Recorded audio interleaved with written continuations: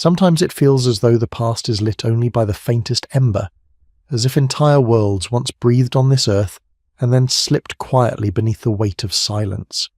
You sense it in the gaps between civilizations, in the ruins whose foundations do not match the stories we were told, in the symbols carved by hands we no longer remember.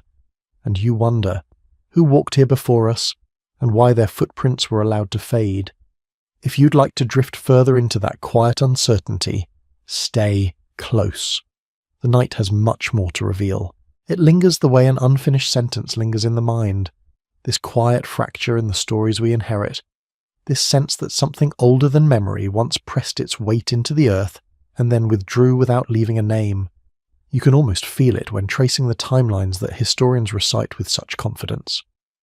There is a tremor there, a thinning of certainty, a strange pause between layers of human history that refuses to settle neatly into the sequence we're taught.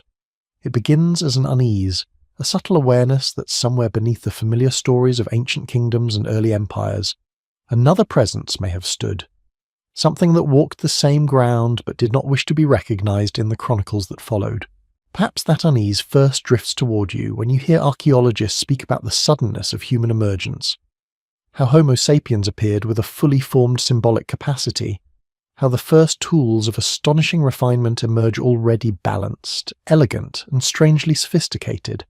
It is not that there is no evolutionary story behind them, rather, the path feels blurred, as if scattered by a wind that once swept clean, entire surfaces of the world. And you begin to wonder whether the silence behind that story is a natural absence, or the echo of footsteps that simply left too early for us to trace them with certainty. For centuries, scholars have debated these gaps. Some point to the leaps in cognition around 70,000 years ago, to the mysterious ancestors whose DNA lingers inside the deep code of our bodies, Denisovans, Neanderthals, populations unnamed and unclassified. Their bones are few, their traces incomplete, their languages lost before they could be spoken into history. Yet even with these ancient cousins accounted for, there is still a sense that something else flickers between the strata. Some moment or presence that does not behave like a population, but like a visitation. Brief, precise, and strangely transformative. You may recall the debates circling Göbekli Tepe, the 11,600-year-old sanctuary whose pillars rise with a sophistication that contradicts the hunter-gatherer world attributed to its makers. Not a city, not a village, but a ceremonial space carved with animals that seem to watch with eyes older than the stone itself. Some researchers propose it as the birthplace of organized religion, the first great ritual site of humanity. Others suggest a deeper wound beneath its stones, the abrupt climatic shock of the Younger Dryas ending, an event that may have pushed groups across continents in ways we still cannot fully outline. And when one listens carefully to the quiet debates, there is sometimes a softer question beneath the stronger ones. Who taught the builders to shape stone with such confidence, long before agriculture or writing or metallurgy emerged? It would be too tempting to answer with certainty, and so the mind drifts toward possibility instead, toward the fragile speculation that maybe the builders did not invent these skills in isolation. Maybe they received a memory, an echo, a pattern glimpsed from earlier wanderers whose presence was brief, but whose influence left a small ripple that would not vanish. There is no need for myths of gods descending from the sky. It is enough to sense that knowledge moves like breath, past, lost, revived, forgotten, leaving behind shadows of techniques that appear older than the cultures that used them. And then there are the bones of the so-called hobbits on Flora's island, Homo floresiensis, small-bodied hominins that survived until unexpectedly late, sharing jungles with early humans far longer than anyone had imagined. Their discovery forced scholars to reconsider the possibility that other ancient beings may have coexisted with us, beings thought extinct long before our arrival. If such a population survived in deep pockets of the world, unrecorded and unseen, what else might have walked in the quiet between our migrations? What gestures of meeting, conflict, or teaching might have occurred in forests whose histories vanished with the trees themselves? You can almost imagine the flicker of firelight on faces whose proportions we no longer see, the soft exchange of objects made from stone or bone, the hesitations between two species unsure whether the other was friend or threat. Such encounters would leave little trace, nothing that could be excavated with trowels or carbon dating. Yet the world is shaped by moments that never enter the written record. These hints gather like dust in old manuscripts. They swirl around accounts from ancient civilizations who insisted that knowledge was gifted to them, not invented. The Sumerians spoke of beings who taught the measures, who carried the stars on their shoulders as though astronomy were a language shared long before humanity learned to speak it. The Dogon in West Africa preserved star lore with startling accuracy. Details of Sirius B and orbital periods spoken long before modern telescopes existed. Scholars have debated these stories vigorously, proposing symbolic interpretations, cultural transmissions, or coincidences in mythic imagination. Yet beneath the debate lies a recurring motif, a memory of visitors who came not as conquerors but as teachers, and then disappeared into the folds of time without seeking tribute. Of course, these stories do not prove anything. Myth does not settle arguments, it opens them. Myth is where a culture remembers what it cannot justify but will not forget. And perhaps it is in this realm of memory, not fact, not fiction, that the first whisper of ancient visitors takes shape. Not extraterrestrial, not divine, not anything so neat or simplified, but something more humbly extraordinary. An intelligence older than ours, woven into the earlier layers of humanity, stepping close enough to leave an imprint, but distant enough to remain unclaimed. You might sense them in the way human technology sometimes surges without clear precursors. Consider the precision stonework in South America, the ashlar masonry of Sacsayhuaman, where blocks interlock without mortar, where edges fit with such fluidity that the stones seem to have been persuaded into place rather than hammered. Scholars have long argued for the skill of Andean masons, and rightly so. But even the most seasoned stoneworkers sometimes admit a quiet astonishment, a sense that the techniques appear as though inherited from a lineage we no longer recognize. It is not that the Incas could not build such marvels, it is that the foundations beneath their walls belong to cultures older and more enigmatic than the empire itself. These stones are not proof either. They are simply reminders that the earth holds memories we no longer speak. Every civilization tends to build upon the ruins of another, yet occasionally those ruins feel as though they were made by hands that anticipated later builders, as if passing along a guide written in stone instead of words. One might also think of the mysterious footprints at Letoli in Tanzania, 3.6 million years old, preserved in volcanic ash, showing bipedal gait long before it was expected. Not visitors in the sense of an external presence, but visitors across time, beings who walked with a confidence that contradicts our neat diagrams of evolution. Their stride is not the stride of an uncertain experimenter, it is purposeful, balanced, assured. A reminder that beings with human-like movement walked the earth long before our species emerged, and that their stories dissolved before the first spark of writing ever illuminated clay tablets. And what of the Denisovans, known first by a finger bone in a Siberian cave, later by traces of DNA spread across the populations of Asia and Oceania? They left jewellery of astonishing craftsmanship, a chloritolite bracelet polished with techniques requiring rotational drills. What minds devised such a tool? What stories were carried by the ones who drilled stone with a finesse that seems almost incongruous with their sparse archaeological presence? They appear in our genetic memory like travellers who stayed only long enough to leave a mark inside the blueprint of our bodies, and then vanished into an open question. There is a pattern here, not of conclusive evidence, but of shadows that refuse to fully dissolve. It feels as though humanity lived alongside visitors whose identities we have yet to unwrap. Visitors from earlier epochs, from diverging branches of our own family tree, from cultures erased by floods, fires, or centuries of sediment. Or perhaps visitors from civilizations that rose and fell before our recorded history could begin. Scholars, when cautious, refer to them simply as lost populations, but the phrase feels too clinical for what they represent. They are the forgotten guests of humanity's early dawn. When you listen closely to the ruins, you may hear something else as well, a quiet continuity, a thread suggesting that the knowledge of these visitors did not vanish entirely. It might flicker in the geometry of ancient temples, whose alignments mirror solstices with uncanny precision. It might whisper in the oldest coastal maps, where shorelines appear accurate for eras before the last glacial melt. It might shimmer in the tales of culture heroes who arrive after a great flood. Oans in Mesopotamia, Viracocha in the Andes, Quetzalcoatl in Mesoamerica. Figures who teach agriculture, calendars, writing, only to leave again when their work is done. Legends, yes. But legends often preserve the smoke of something that once burned brightly. Still, it is important not to leap toward any single conclusion. The truth is not a straight line. It moves like a tide, rising and receding, revealing fragments of shoreline before covering them again.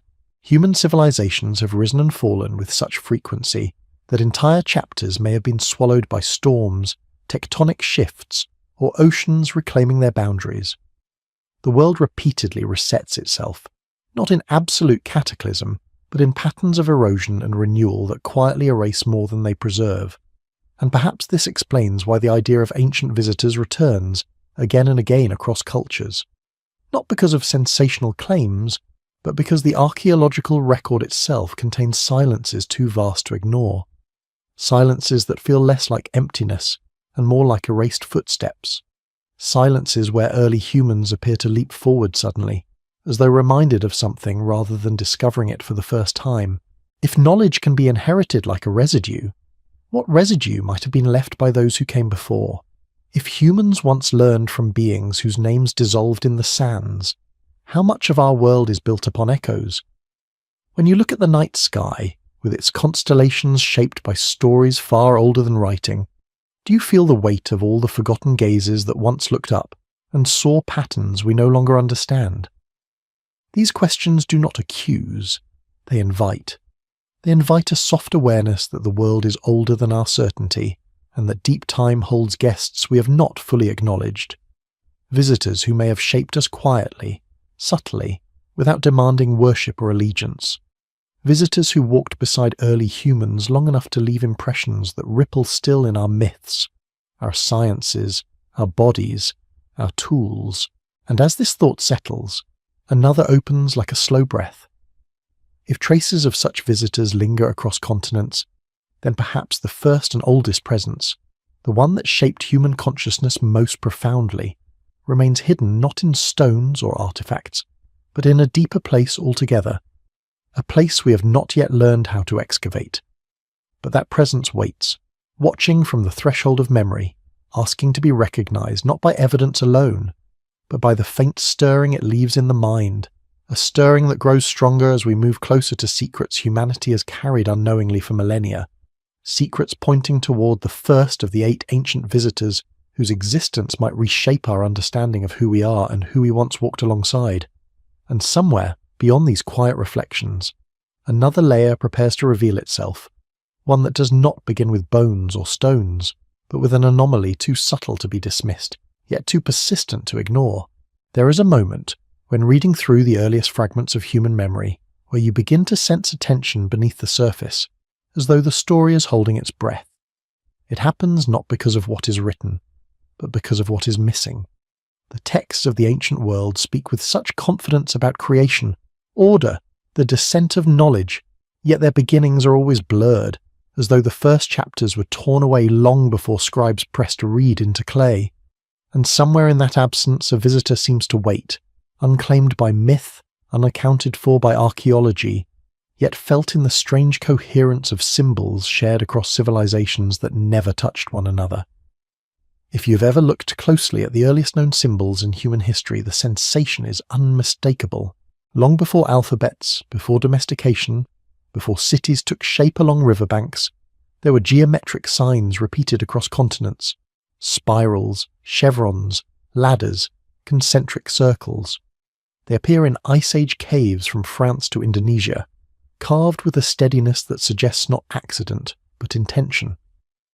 Some archaeologists, such as Genevieve von Petzinger, have catalogued them and found patterns that do not behave like isolated inventions. The symbols echo one another across tens of thousands of years and thousands of miles. How could cultures separated by oceans and epochs share a symbolic vocabulary unless something, someone, carried these patterns long before the stories of separate civilizations began? The symbols do not speak a language we can translate. They murmur instead, as though they are fragments of a matrix that once bound human groups together, under a memory too faint to restore. Some researchers argue for convergent evolution of symbol making. Others wonder if a shared ancestral culture existed far earlier than we imagine. But there is also a gentler possibility, seldom spoken aloud, that these symbols are the fingerprints of the earliest visitor, not foreign in the cosmic sense, but foreign in time, an intelligence or population whose presence shaped human cognition, before vanishing into the folds of prehistory. If such a visitor walked among early humans, its traces would not appear in the bones we have catalogued so carefully. Its legacy would survive in something far more elusive: pattern, orientation, the strange permanence of certain shapes in the human mind. And when you see such patterns repeated for tens of thousands of years, unchanged by geography, climate, or migration, a question grows. Who first chose these shapes, and why do we still feel compelled to recreate them, even now? The question leads naturally to the first appearance of a monumental architecture, temples and structures rising where conventional timelines insist there should have been only nomadic camps. Göbekli Tepe may be the most famous of these, but it is not the only anomaly. Sites like Karahan Tepe, Navali Chori, and the enigmatic T-shaped pillars scattered across southeastern Anatolia all point toward a tradition of stonework more intricate than anything expected from pre-agricultural societies. These were not the spontaneous creations of wandering tribes. They were engineered with astronomical precision, acoustically resonant chambers, and alignments suggesting ritual practices far more complex than anything the conventional model of human development allows. And at the heart of these sites stands a question that seems to whisper through the stone. Who taught the first architects to think in this way? Archaeologists propose cultural diffusion, experimentation, long-forgotten collaborative efforts among hunter-gatherers. But there is also a silence embedded in these explanations, a recognition that the leap from simple shelters to monumental sanctuaries is not gradual but sudden, as though a curtain lifted and the idea of sacred architecture appeared fully formed. It is not that early humans lacked intelligence. Rather, the knowledge seems to arrive with a completeness that contradicts the slow pace of material culture. It feels like a memory returning, not a discovery made. Some researchers look for similar anomalies elsewhere and find them. Megalithic alignments in Nabta Playa predating Stonehenge by millennia. Ancient mining operations in southern Africa whose origins remain contested. Submerged structures off the coasts of India and Japan that suggest pre-Ice Age activity. Each of these locations behaves as though it belongs not to its own timeline, but to a lineage of knowledge inherited from an older, quieter architect. And perhaps the visitor is not a distinct species at all. Perhaps it is an early human population whose presence has almost entirely vanished from physical record, except for a thread of influence that wove itself into our myths. Consider the genetic ghost populations identified by modern genomics, unknown ancestors whose DNA appears in our genomes despite the absence of their bones. These ghosts are not metaphors, they are statistical realities.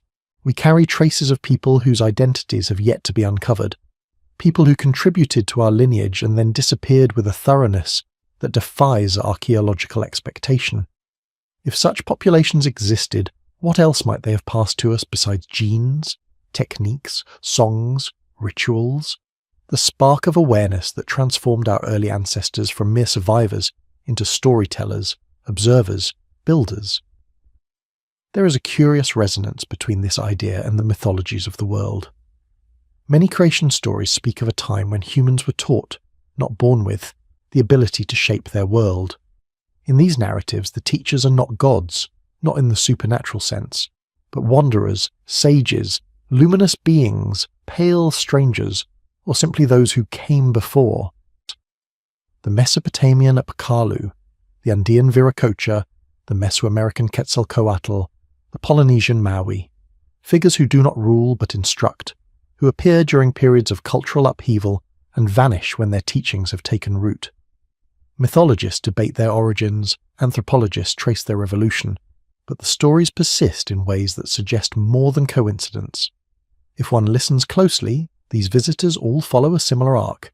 They arrive after a time of destruction or darkness, they offer knowledge suited for rebuilding, and then they depart as quietly as they came. And while scholars may dismiss these narratives as cultural metaphors, their consistency across continents invites another question. Do they remember, in their symbolic way, a real population whose role in human development has been forgotten? To explore this possibility, one may look toward the geological record, not the archaeological one. For around 12,900 years ago, the world experienced a sudden cooling event, the Younger Dryas, likely triggered by a cometary impact or massive meltwater discharge. This event devastated ecosystems, reshaped coastlines, and forced human groups to migrate rapidly.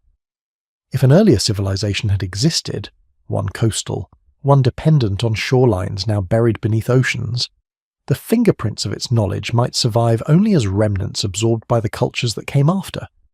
Such a civilization need not be advanced in a fantastical sense. It could simply be old, coherent, and organized in ways no longer preserved by land that is now underwater. In that scenario, the first visitor would not be alien in origin, but alien in time.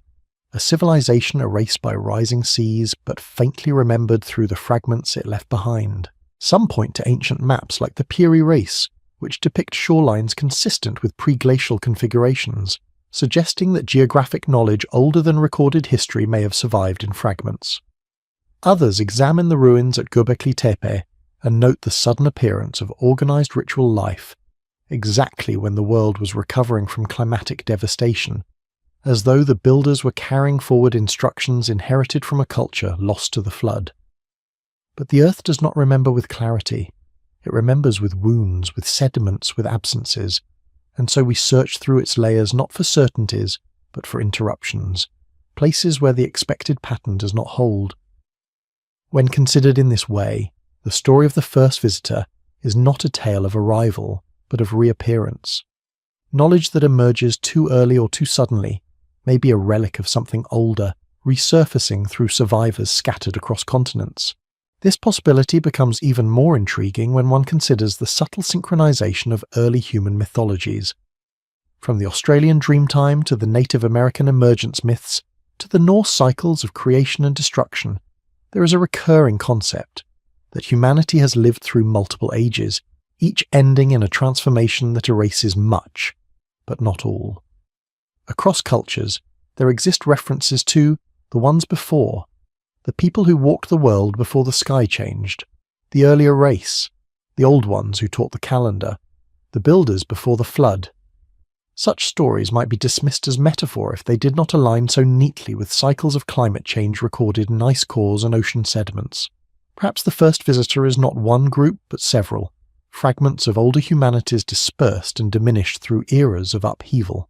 Or perhaps it is a single lineage, subtle and itinerant, whose presence brushed against ours in ways now disguised by the erosion of time. There is also the question of cognitive awakening. Archaeologists often refer to the Great Leap Forward, a period when symbolic thought, art, and ritual behavior seem to emerge suddenly. What triggered it?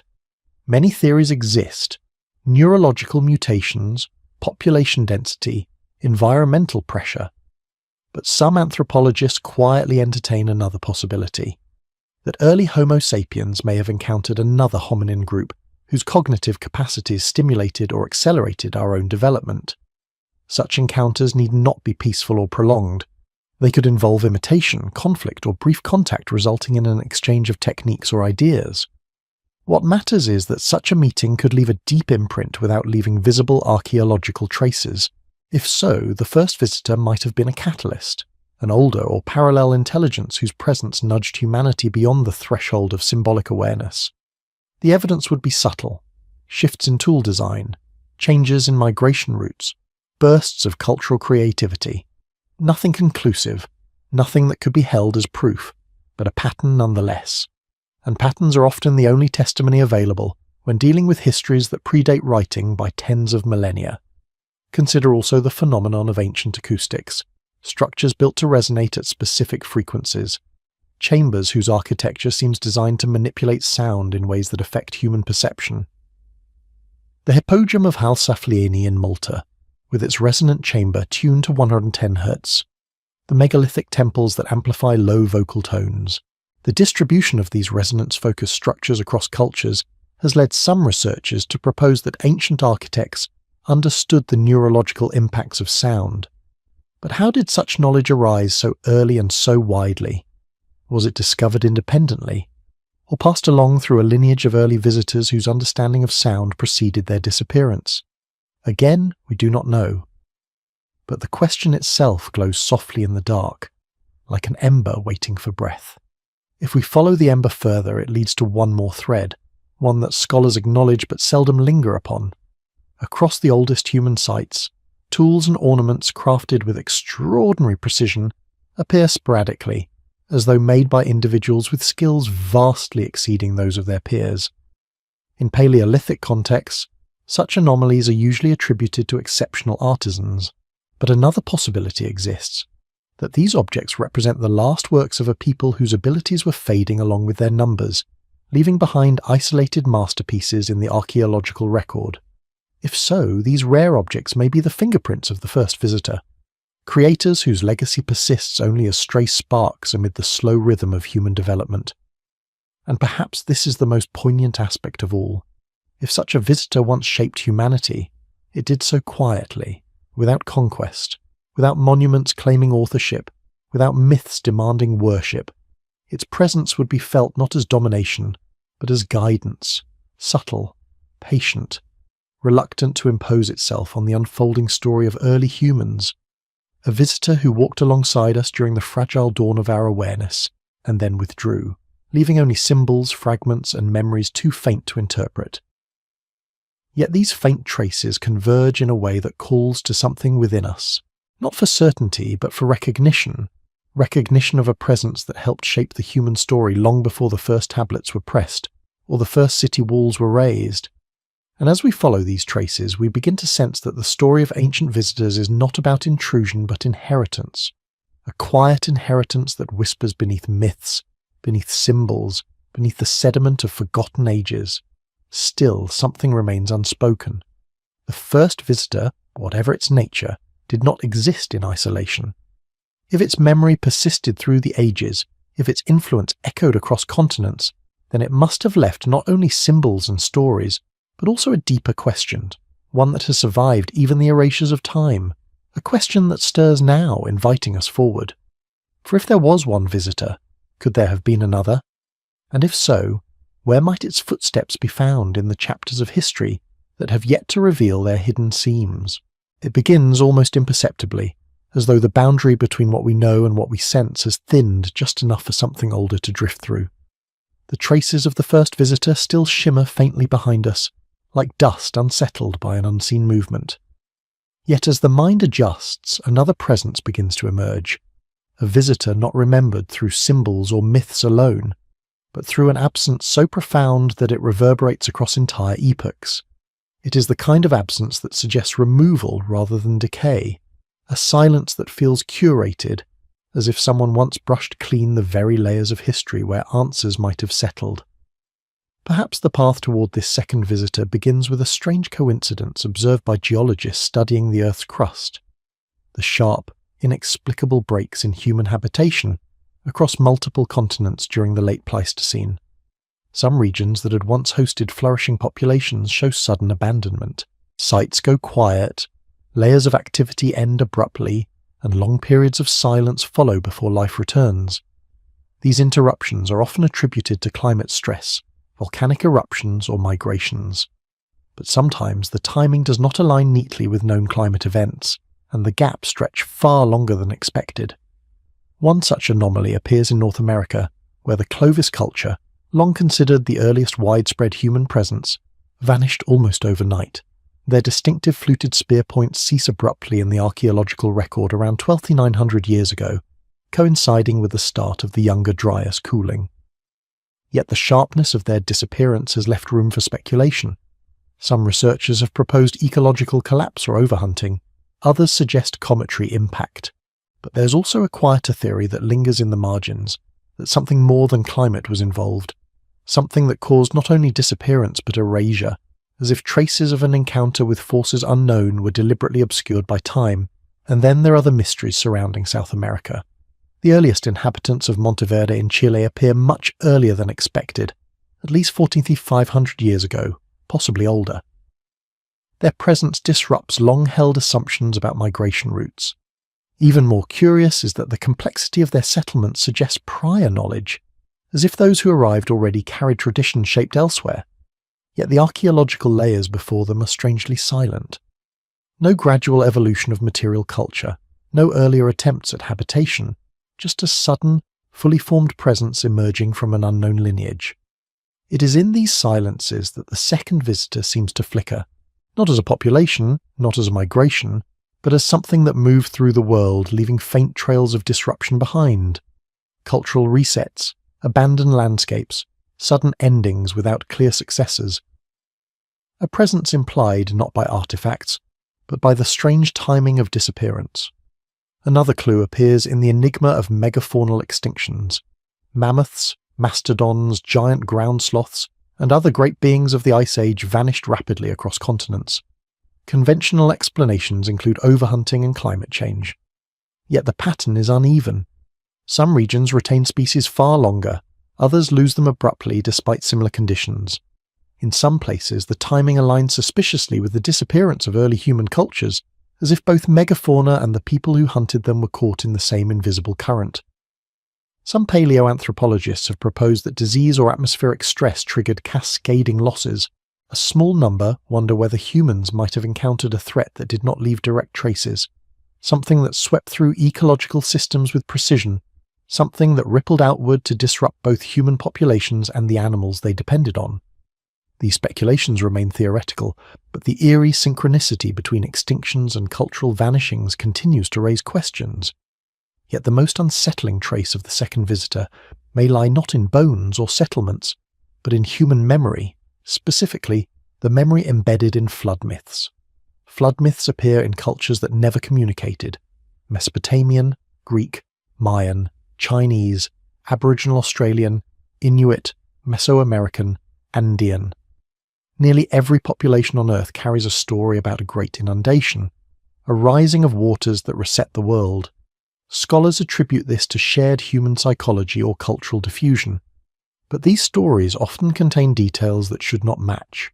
They speak of stars shifting position, of coastlines disappearing, of earlier peoples judged or removed, of survivors warned not by gods but by watchers, messengers, or the ones who saw what was coming. It is not the flood itself that hints at a visitor. It is the presence of these watchers. They appear in hundreds of traditions, often described not as divine but as foreign, pale, luminous, tall, or simply different. They arrive before the catastrophe, offer warnings or instructions, and vanish after the world is reshaped. Mesopotamian texts call them the Apkallu. Greek myths speak of Prometheus. The Maya refer to the Its. Polynesian tales speak of beings who arrive during a time of darkness. The patterns overlap in ways too precise to dismiss lightly. Some anthropologists argue that these stories preserve memories of real individuals, outsiders who possessed advanced environmental knowledge.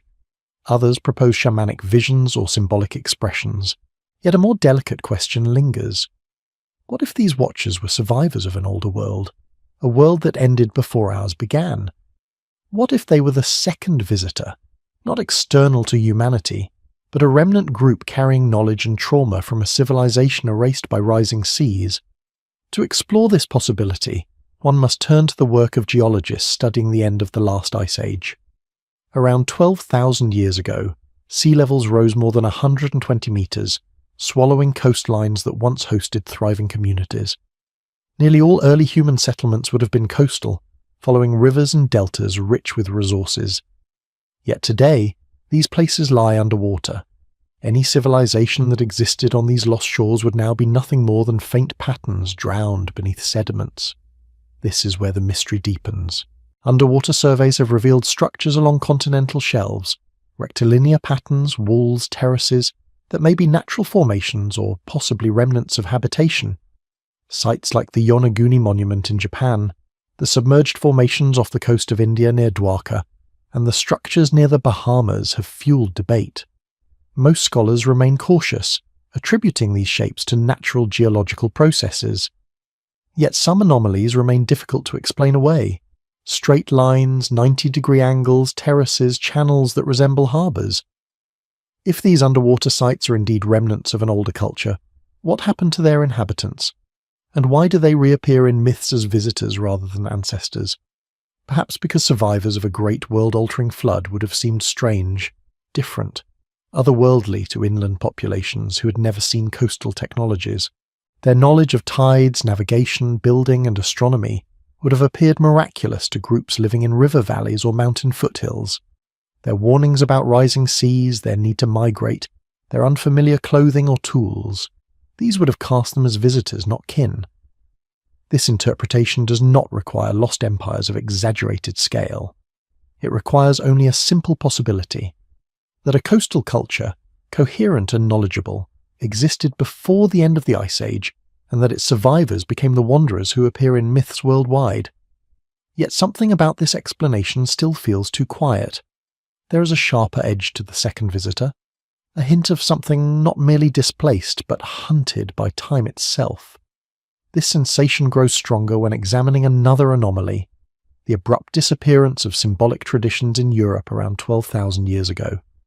Cave art, once abundant and intricate, ceases abruptly. The traditions of the Magdalenian culture fade. Artistic expression does not evolve, it stops.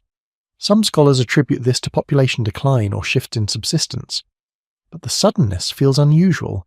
It is as though the people who held the tradition simply vanished. What if the artistic explosion of the Upper Paleolithic represented not only human creativity, but the influence of a population whose symbolic worldview was deeply developed? And what if these people, like the coastal cultures, were diminished or destroyed by the same flood events? Their disappearance would leave a void, an echo of absence in the archaeological record. Another clue may lie in the genetic profiles of ancient peoples. Studies of ancient DNA have revealed that Europe and parts of Asia once hosted entire populations, Basal Eurasians, ancient North Eurasians, and others, whose identities remain clouded. Their genetic signatures appear in later cultures, but the people themselves vanish without clear archaeological footprints. They behave like shadows left by groups that moved through history briefly, influencing those they met before slipping back into obscurity. Could some of these ghost populations have been the second visitor? Perhaps not a single group, but a tapestry of survivors dispersed by catastrophe, carrying fragments of a world that no longer existed. Their traditions, languages, and knowledge might have blended with those of the groups they encountered, but their identity would fade as memory dimmed. This possibility becomes even more compelling when considering the bottleneck in human genetic diversity around 8,000, 10,000 years ago. During this period, male genetic lineages drastically collapsed, with only a small number of paternal lines surviving into the present. Some researchers attribute this to the emergence of hierarchical societies. Others speculate that demographic catastrophes or conflicts reduced population diversity. But what if this bottleneck reflects the absorption and eventual disappearance of visitor lineages, groups who arrived carrying knowledge, influenced early societies, and gradually dissolved into the expanding human populations that followed? The silence surrounding these vanishings is striking. It is as though history swallowed whole the memory of populations who once carried teachings, stories, technologies that shaped the early world. And yet, the myths persist. Echoes of strangers who arrived with warnings or gifts, whose presence altered the destinies of the peoples they encountered. Then there is the matter of the Book of Enoch, a text excluded from most religious canons yet preserved in fragments across cultures.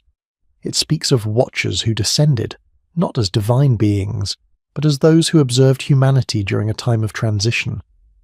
They are described as bringers of knowledge, metallurgy, writing, the observation of heavenly bodies. The text is allegorical, symbolic, yet strangely aligned with flood traditions worldwide. Scholars see it as mythic elaboration, but one cannot help noticing the resemblance between these watchers and the visitor archetype found globally. If these stories encode memory fragments of real survivors, then their disappearance from the human story becomes even more profound. Why did the visitors vanish so completely? Why do they appear in myths only as temporary presences, never permanent parts of the communities they touched? One answer might lie in population size. Small remnant groups cannot maintain identities amid larger populations. Their knowledge might be absorbed but not attributed. Their origins might be mythologized. Their unique features might be diluted through generations of intermarriage until their distinctiveness faded entirely. This happens often in anthropology. Small migrating groups merge with larger cultures and vanish statistically while influencing language, ritual, or technology. Another answer may lie in trauma. Survivors of a drowned world might have carried memories too heavy to preserve. Some might have chosen silence, retreat, movement rather than settlement. Their nomadic grief might have shaped their interactions with other humans, turning them into enigmatic transients rather than founders of new societies. But perhaps the most compelling explanation is simply time. Tens of thousands of years can erase entire civilizations. The visitor survives only as a ripple, a shadow, a mythic stranger whispering warnings before stepping back into oblivion. And yet, one question remains suspended like a lantern above the dark water.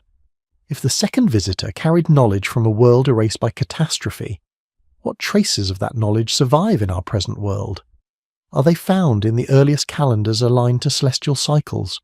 In the sudden appearance of complex kinship systems? In the shared memory of a flood that recurs everywhere? Or do they linger in something deeper still, an intuition that humanity has begun more than once? The silence does not answer, but it leans forward, suggesting that somewhere beyond these myths and absences lies a presence still waiting to be understood. For if the second visitor was a survivor of an extinguished world, then perhaps the third visitor will emerge not from ruin, but from a different kind of shadow. One more unsettling, one less easily absorbed, one whose traces have survived not because they were carried forward, but because they refuse to be erased. There is a certain chill that settles in when absence no longer behaves like decay, but begins to resemble intention. When the gaps in the archaeological record feel less like the natural erosion of time, and more like the outline of something that once tried not to be seen. The first visitor left fingerprints of pattern, the second left the hollow echo of erasure. But the third visitor moves differently. Its shadow is not defined by symbols or myths alone, but by distortions, places where the past bends strangely, where evidence behaves as though shaped by a hand that preferred to step softly across the threshold of human memory. You sense this visitor not in the grand ruins or the vast catastrophes of prehistory, but in the quiet disturbances that make scholars uneasy without knowing why. The earliest hint appears in one of the most enigmatic puzzles of the ancient world. The sudden rise of extraordinary precision in human engineering long before metallurgy or mathematics should have allowed it. It is as though human craftsmanship leapt forward, not in a gradual crescendo, but all at once, as if someone had whispered a forgotten geometry into the minds of early builders. Consider the mysterious stones of Tiahuanaco, high in the Bolivian Altiplano. Long before the Inca, before the Tiwanaku culture itself reached its zenith, there existed blocks carved with machine-like precision. H-blocks shaped with symmetry so exact that even modern engineers study their angles with a certain disbelief. The site sits at nearly 4,000 meters above sea level, a place inhospitable to early large-scale settlement, and yet some stones appear older than the cultures that later built upon them, as if inherited from a presence that passed through and left behind a workshop of forgotten knowledge. Scholars argue over the dating, the cultural attribution, the possibility of erosion disguising the true nature of the cuts. But beneath these debates lies a subtle disquiet, the recognition that some of the oldest stones do not fit the developmental trajectory of the region. They look like remnants of an intelligence that wandered briefly through the highlands, leaving only traces too ambiguous to classify. Curiously, the legends of the region speak of Viracocha, a pale, robed wanderer who arrived in a time of darkness, taught the people to carve stone and measure the heavens, then drifted away along the shores of Lake Titicaca. Myth, of course, but myth often carries the shape of something half-remembered. And yet, the presence hinted at in these stones is not the whole story. It is only a doorway. The third visitor emerges more clearly in the anomalies of sound, places where ancient structures behave like instruments tuned with astonishing precision. We have already touched upon acoustic phenomena in earlier ruins, but there is something uniquely deliberate about the resonance chambers found across distant cultures.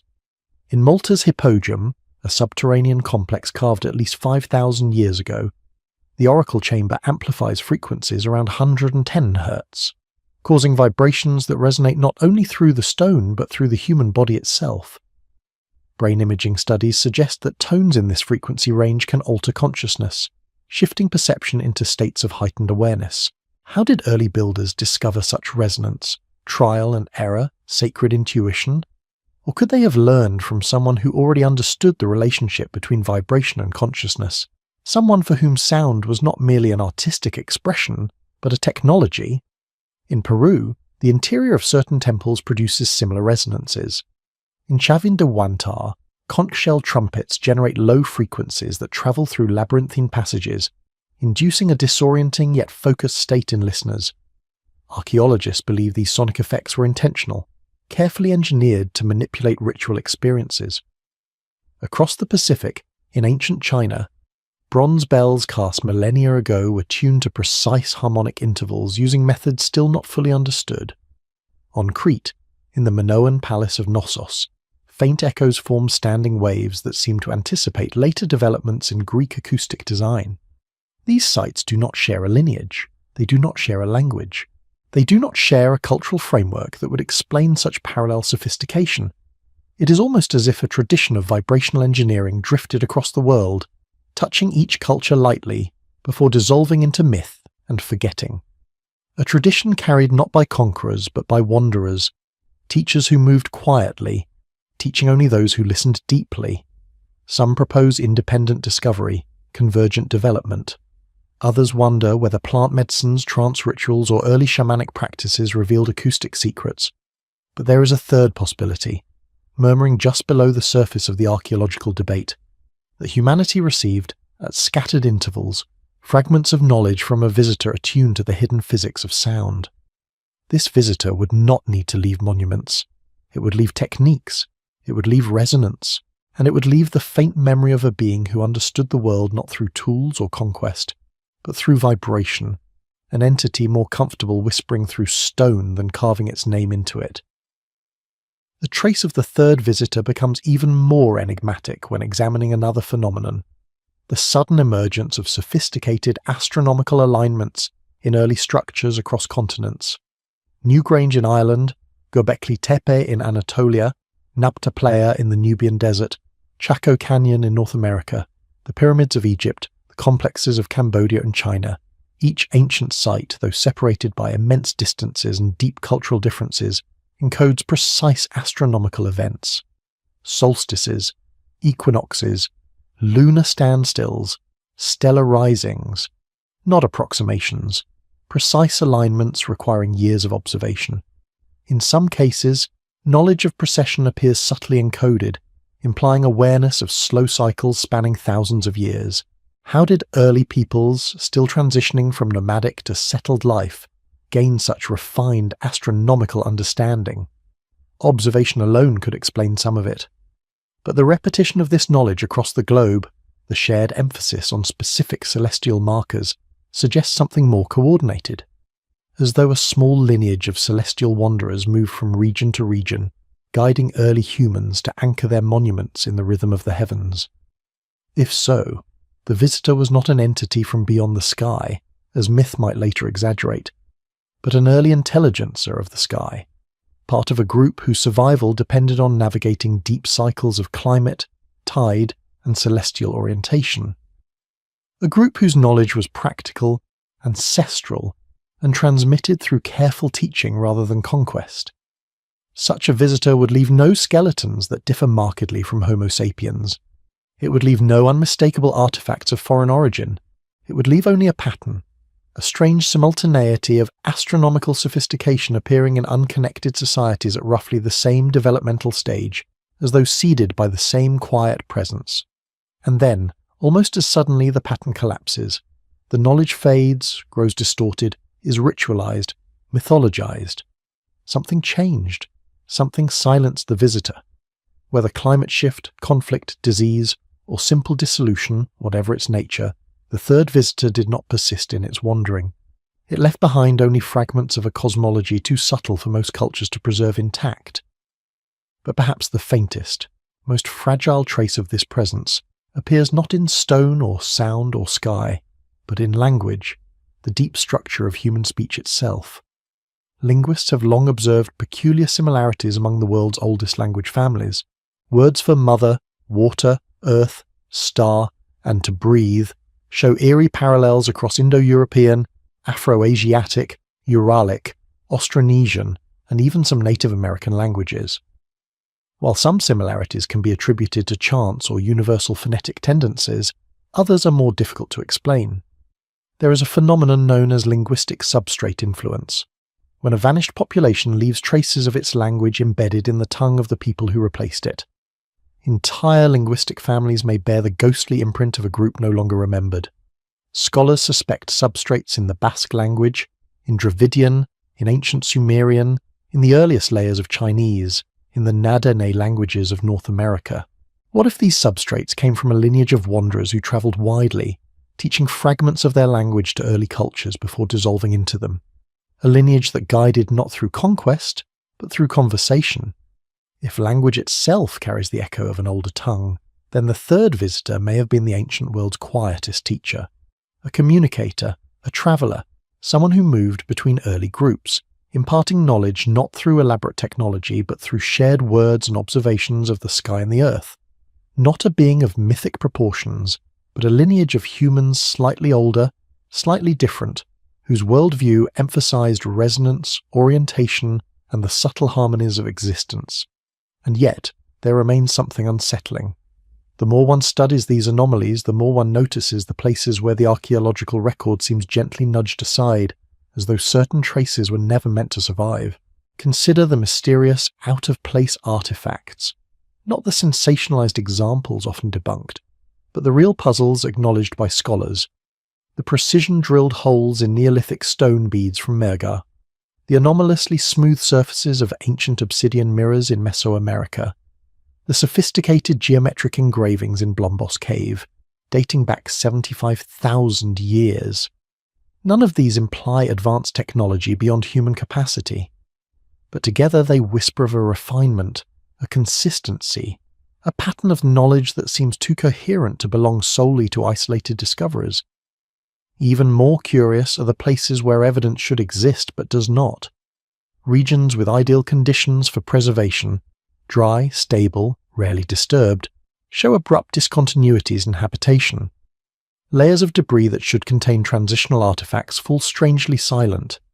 In some cases, objects appear reworked or repurposed, as if earlier materials were scavenged from a tradition no longer remembered. One example lies in the peculiar reoccupation of Çatalhöyük.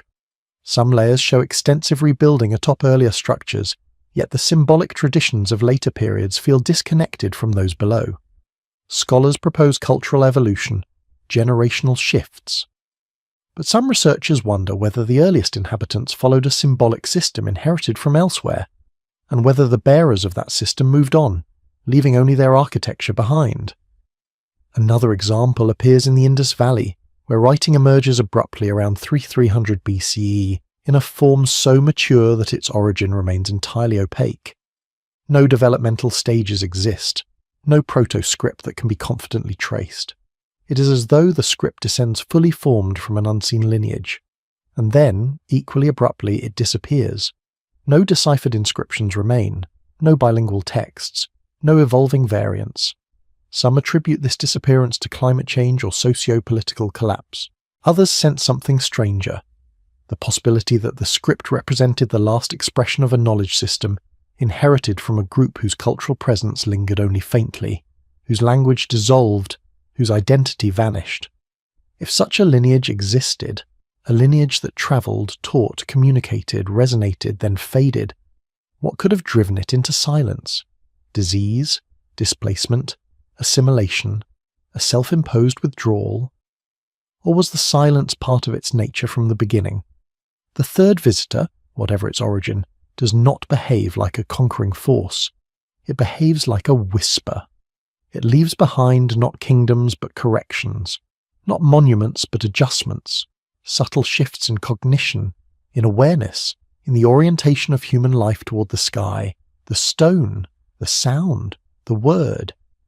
It feels as though someone walked through the early world with bare feet, leaving no footprints yet altering the paths of those who followed. And maybe this is what distinguishes the third visitor from the first two. The first shaped patterns, the second carried memory through catastrophe. But the third shaped perception itself, quietly bending humanity's gaze toward resonance and rhythm, toward the slow cycles of the heavens, toward the idea that the world can be understood not only through force, but through listening.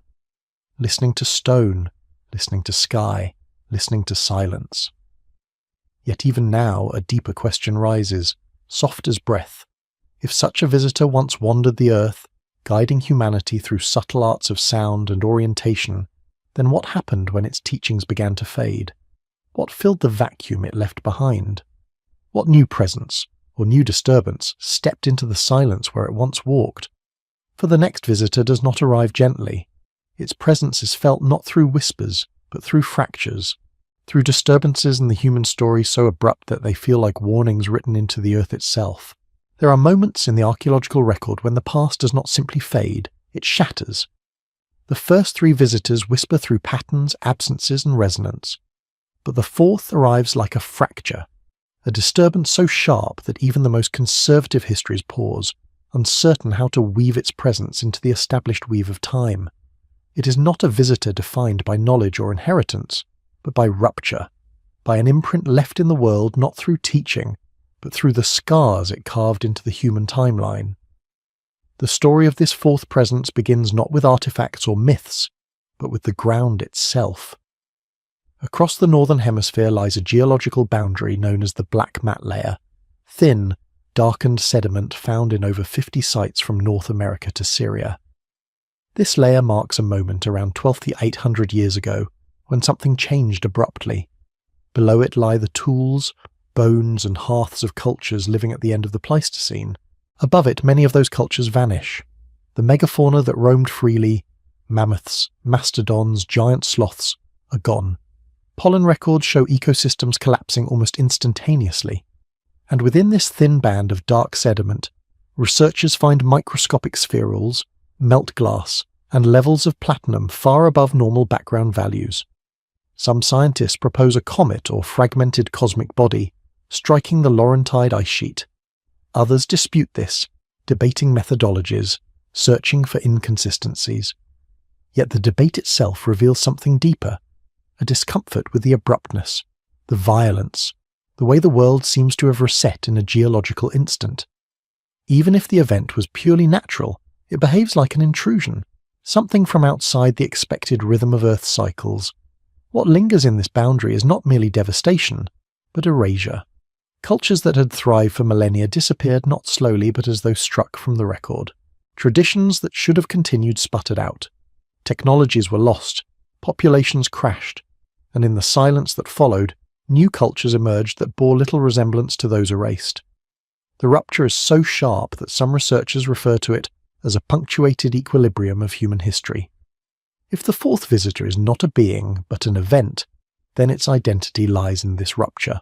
A visitor not of flesh or mind, but of catastrophic force. A visitor that arrived uninvited, without intention, shaping the human story through the sheer magnitude of its impact. And yet, this explanation alone does not satisfy the deeper unease that rises around this moment in time. For the rupture does not behave like a single event. It behaves like a series of disturbances, as though the world was brushed repeatedly by something unseen. At the same time as the Younger Dryas onset, ancient lakes drained catastrophically. Weather patterns shifted in ways that seemed disproportionate to any single cause. Certain rock art traditions ceased suddenly, replaced by new symbolic systems, as though memories themselves had been overwritten. Even oral traditions, passed down through tens of thousands of years, begin to speak of a breaking, of a time when the sky changed, when stars fell, when the world became dark and cold. The Aboriginal Yuin people tell of a great fire from the heavens. The Paiute speak of a burning sky. The Zuni describe a time when the world was remade through ice and fire. These stories could be metaphor, yet they echo the sedimentary layers, the climate proxies, the charcoal bands in ice cores. They feel like memory refracted through myth. If the fourth visitor is catastrophism itself, then it is a presence that reshaped the earth through shock and forced humanity to rebuild from the fragments that survived. But the archaeological record contains another subtler clue, one that suggests the rupture was not simply destruction, but interference. The years following the onset of the Younger Dryas reveal something perplexing: knowledge regressions. In some regions, stone tool technologies become simpler, rather than more complex. In others, symbolic traditions collapse entirely. Population movements do not follow expected patterns based on resource availability. Some areas that should have been ideal for survival were abandoned. Others, far harsher, became centers of renewed habitation. It is as though the catastrophe did not simply destroy. It disrupted, confused, disoriented. What could cause such an inconsistent pattern? Some archaeologists propose trauma-induced cultural loss. Others suggest that survivors were forced to adapt quickly to unfamiliar environments, leading to simplification of technology. But there remains a lingering thought seldom voiced aloud, that the rupture was accompanied by something that unsettled human perception itself, something that caused memory to fragment, traditions to scramble, continuity to break. Could the fourth visitor be an environmental condition, a shift in the atmosphere, radiation levels, electromagnetic pulses, that altered cognitive states or impeded transmission of knowledge? Such ideas drift on the fringes of research, seldom embraced, yet persistently returning whenever the inconsistencies of this epoch are examined closely. Then there is the matter of the Carolina Bays, oval depressions scattered across the eastern United States. Their orientation is consistent. Their formation remains debated. Some see them as wind-formed dunes. Others propose a meteoritic swarm. Their geometry is uncanny, as though shaped by a force moving at extraordinary velocity. If they are the scars of impact fragments, then the rupture may have involved not one event, but many. Visitors striking the Earth repeatedly, shaping its surface like signatures written in violent strokes. Yet the physical scars are only part of the puzzle. The fourth visitor leaves traces not only in geology, but in the discontinuities of culture. Consider the disappearance of the Solutrean peoples in Europe. Their stone tools, elegant and distinct, vanish abruptly. No gradual transition, no diffusion, just an ending. Or the collapse of the Natufian culture in the Levant, one of the first semi-sedentary societies. Their harvesting tools, their early architecture, their symbolic objects, all fall silent in the archaeological record just as the climate shifts. And then, unexpectedly, agriculture emerges, not in one place, but in several regions within a few thousand years of each other: the Levant, China, Mesoamerica, the Andes, New Guinea. How did such a monumental shift occur so widely after a period of cultural loss? Was it coincidence? Parallel adaptation?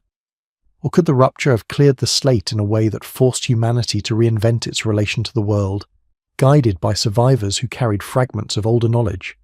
Some researchers propose that the shock of the Younger Dryas created selective pressures favouring innovation.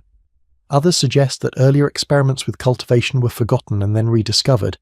Yet in the myths of many cultures, agriculture is not invention, it is restoration. It is the recovery of something lost before the world-changing catastrophe. Sumerian texts speak of instructions given after the flood. Andean myths describe Viracocha restoring agriculture to a world that had forgotten it. Native American traditions speak of the Corn Mother returning after a time of hunger. If these myths preserve faint memories of real events, then the rupture may have erased an earlier agricultural tradition, one that existed before the flood myths, before the black mat layer, leaving later cultures to reclaim what they once knew. This leads to a disturbing possibility. What if the fourth visitor destroyed not only populations but civilizations? Not advanced in the modern sense, but coherent, organized, sustainable societies whose knowledge was swept away by forces beyond their control. The geological record certainly allows for this possibility. Entire shelf regions, now under water, were habitable before sea levels rose. Coastal cultures could have flourished, leaving few inland traces. Their disappearance would appear not as ruins, but as silence, and the rupture that erased them would manifest as global myths of destruction, flood, fire, and a sky that changed shape. But there is an even more enigmatic dimension to the fourth visitor, one that emerges not from geological or cultural evidence, but from the strange convergence of myths describing beings who appeared immediately after the catastrophe. In the myths of the Americas, figures such as Quetzalcoatl and Viracocha arrive as wanderers after the world has been remade. They teach survivors, rebuild calendars, reform societies. They are described as tall, pale, bearded, not typical of the indigenous populations they visited. They leave as mysteriously as they appear. In Polynesian traditions, beings arrive by canoe after the world-ending darkness. In ancient Near Eastern myths, Apkallu sages appear after the flood to re-establish knowledge. Why do these visitors appear only after the rupture? Why do they never appear before it? One interpretation is symbolic. These are cultural heroes invented to explain the re-emergence of knowledge. Another interpretation is anthropological. They represent remnant groups of pre-catastrophe peoples. But there is also a darker possibility, that these figures appeared because the rupture created space for them to act, because whatever force reshaped the world also altered the distribution of populations, the balance of knowledge, the permeability of cultural boundaries. If the fourth visitor is an event, then these post-catastrophe wanderers were its aftermath, those who survived the unimaginable and carried fragments of civilization into a reshaped world. Yet the rupture leaves behind more than myths. It leaves behind anomalies that resist categorization. Take the Göbekli Tepe enigma, a monumental sanctuary emerging just as the Younger Dryas ends. Not gradually, not experimentally, but fully formed, as though guided by memories urgent enough to carve stone with purpose. Why does such a complex site emerge precisely after the rupture, not before? Why does it appear as though responding to a loss rather than initiating a new era? Some archaeologists propose ritual responses to trauma. Others propose communal gatherings necessitated by environmental stress. But in the deep quiet of the site, one feels something else, a sense that its builders were trying to preserve something, encode something, sanctify something they feared would be forgotten again. Its pillars do not celebrate a beginning. They mourn an ending. If the fourth visitor is an era of catastrophic restructuring, then Göbekli Tepe is its monument, a memory of a world erased, built by those who refused to let the last fragments slip into silence. And if this is true, then the fourth visitor's presence shaped not only destruction, but the human urge to preserve knowledge. It is an uninvited teacher, forcing civilizations to remember through loss what they might never have pursued otherwise. Yet something still remains unspoken. Something that does not lie in the scars of earth or the silences of archaeology, but in a deeper riddle. Why does the rupture appear to have targeted certain cultures, certain lineages, certain knowledge systems more than others? Why are some traditions extinguished completely while others survive? Could the fourth visitor have interacted differently across regions, leaving behind uneven traces as though brushing the world with selective force? The question grows heavier the more one contemplates it. For if the fourth visitor was an event that reshaped the world dramatically, then the fifth visitor may be something far stranger, something that did not arrive with destruction or teaching, but with a presence that shaped human consciousness directly, altering not the earth, but the way humanity perceived itself. There are disturbances that carve themselves into stone and sediment, disturbances so violent that entire landscapes remember them. But there are other kinds of disturbances, quieter, softer, more elusive, whose effects linger not in the earth beneath our feet, but in the architecture of the human mind.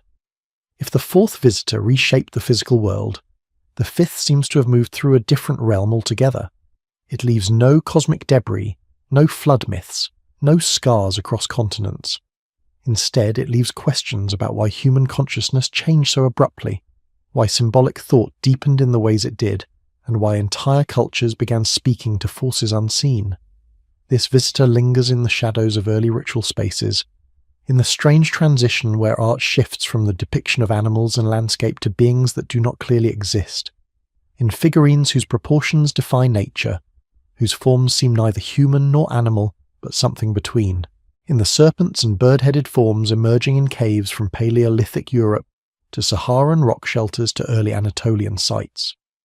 While some anthropologists interpret these figures as shamanic visions or symbolic abstractions, there remains a deeper, quieter unease surrounding them, because they appear suddenly, with intensity, and across vast regions where no cultural exchange can be demonstrated. One begins to notice this pattern most clearly in the metamorphosis of human ritual. For tens of thousands of years, cave art focused on animals, on the hunt, on the natural world. But then, as though a veil lifted, humans started depicting beings that seemed to come from somewhere else. Hybrid presences engaged in dances, transformations, and ceremonies. These are not gods in the later sense. They are not yet deities with names and genealogies.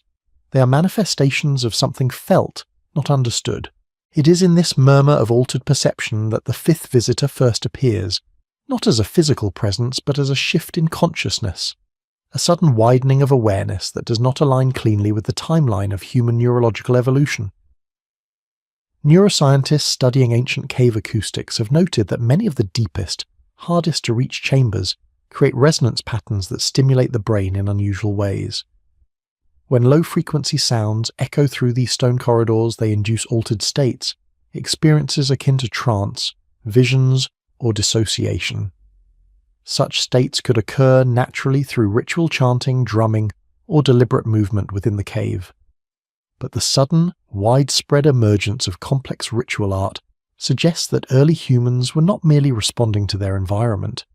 They were interacting with something perceived as external, guiding. Anthropologists studying shamanic cultures often note that visions of hybrid beings, ancestral spirits, and cosmic teachers appear independently across disparate groups. These figures teach, instruct, correct, bring warnings, or guide transitions. And while modern scholars interpret such beings as internal projections of the mind, the uniformity of their characteristics across continents raises a question. Why does the human brain, everywhere, generate similar encounters? Is it possible that these visions originated in a shared neurological shift, one catalyzed by a single event or condition experienced globally? Or does their consistency imply interaction with something humanity once perceived directly, before time diluted its form into myth? Some researchers propose the transformative influence of psychoactive plants. Others suggest stress-related hallucinations during periods of ecological instability, but these explanations struggle to account for the precision and uniformity of the symbolism. The serpent motifs, the bird-headed dancers, the towering elongated figures, the beings described as shining, or vibrating, or filled with breath. If these were merely internal projections, why do they resonate so consistently across cultures with no contact? Perhaps the fifth visitor was not a being but a phenomenon, something atmospheric, environmental, neurological, that opened the human mind to a different mode of perception, something that changed how early peoples experienced reality itself. To explore this possibility, one must look toward the enigmatic emergence of spirituality as a cognitive structure. Around the end of the Pleistocene, humans began burying their dead with ritual precision, offering grave goods, painting bodies with ochre, and constructing symbolic sites aligned with celestial cycles. These practices suggest not only belief in an afterlife, but a shift in thinking, an understanding of selfhood extending beyond physical existence. What could have sparked such a profound transformation? Some scholars suggest increasing social complexity. Others propose neurological mutations. But these shifts appear suddenly, not gradually. They emerge fully formed in disparate regions without clear developmental roots. It feels less like invention and more like revelation, as though early humans encountered something that forced them to reimagine the boundary between life and death, matter and spirit, seen and unseen. The earliest known burial site with symbolic offerings, Kafze Cave in Israel, shows red ochre, animal remains, and arranged objects suggesting intentional ritual behavior more than 90,000 years ago. This predates many other symbolic practices by tens of millennia. Why here? Why then?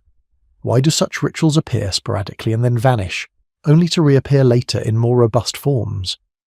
It is almost as though humanity experienced waves of heightened awareness, moments when consciousness expanded, then receded, before solidifying permanently in the Holocene. The fifth visitor may have been no visitor at all in the physical sense. It may have been an experience, an encounter with forces created by environmental changes, geomagnetic fluctuations, atmospheric ionization, or the auroras generated by solar storms at the end of the Ice Age. Some scientists have hypothesized that increased cosmic radiation could have altered cognitive processing, triggering visions or heightened symbolic thinking. But such environmental explanations do not fully account for the artistic precision of the beings that appear. The owl-eyed figures in Göbekli Tepe, the therianthropic beings in Chauvet and Lascaux, the Baphomet-like creature in Les Trois Frères, the elongated masks in Saharan cave art, the shamanic dancers of North America, the serpent-human hybrids in early Mesoamerican iconography. They all belong to a family of images too consistent to be coincidence. Could the fifth visitor be a memory of an earlier hominin species, preserved through dream visions long after physical contact ended? Some researchers have speculated that interbreeding with Neanderthals, Denisovans, or other archaic humans could have left psychological imprints, genetic memories perhaps, resurfacing through symbolic imagery. This idea remains speculative, but intriguing. Alternatively, the visitor may have been a psychological phenomenon triggered by the collapse of the earlier world. When the fourth visitor forced humanity into survival, the fifth may have appeared as a response, the mind reaching toward unseen sources of guidance, creating or perceiving presences that offered continuity amid chaos. And yet something about this explanation feels incomplete. The beings depicted in ancient art do not appear frightened, monstrous, or chaotic. They appear composed, intentional, engaged. They are not expressions of fear, they are expressions of encounter. If early humans experienced recurring visions of similar beings, what and who were they seeing? Perhaps the most compelling clue lies in the dreaming traditions of Aboriginal Australia, which preserve an unbroken mythological lineage stretching back tens of thousands of years. These traditions speak of spirit beings who shaped the world, taught the people, and remain accessible through altered states. Importantly, they are not gods. They are ancestors, visitors of consciousness, beings who exist in a plane between waking and sleep, between body and sky. These beings are described not as fantasies but as presences encountered directly in ritual.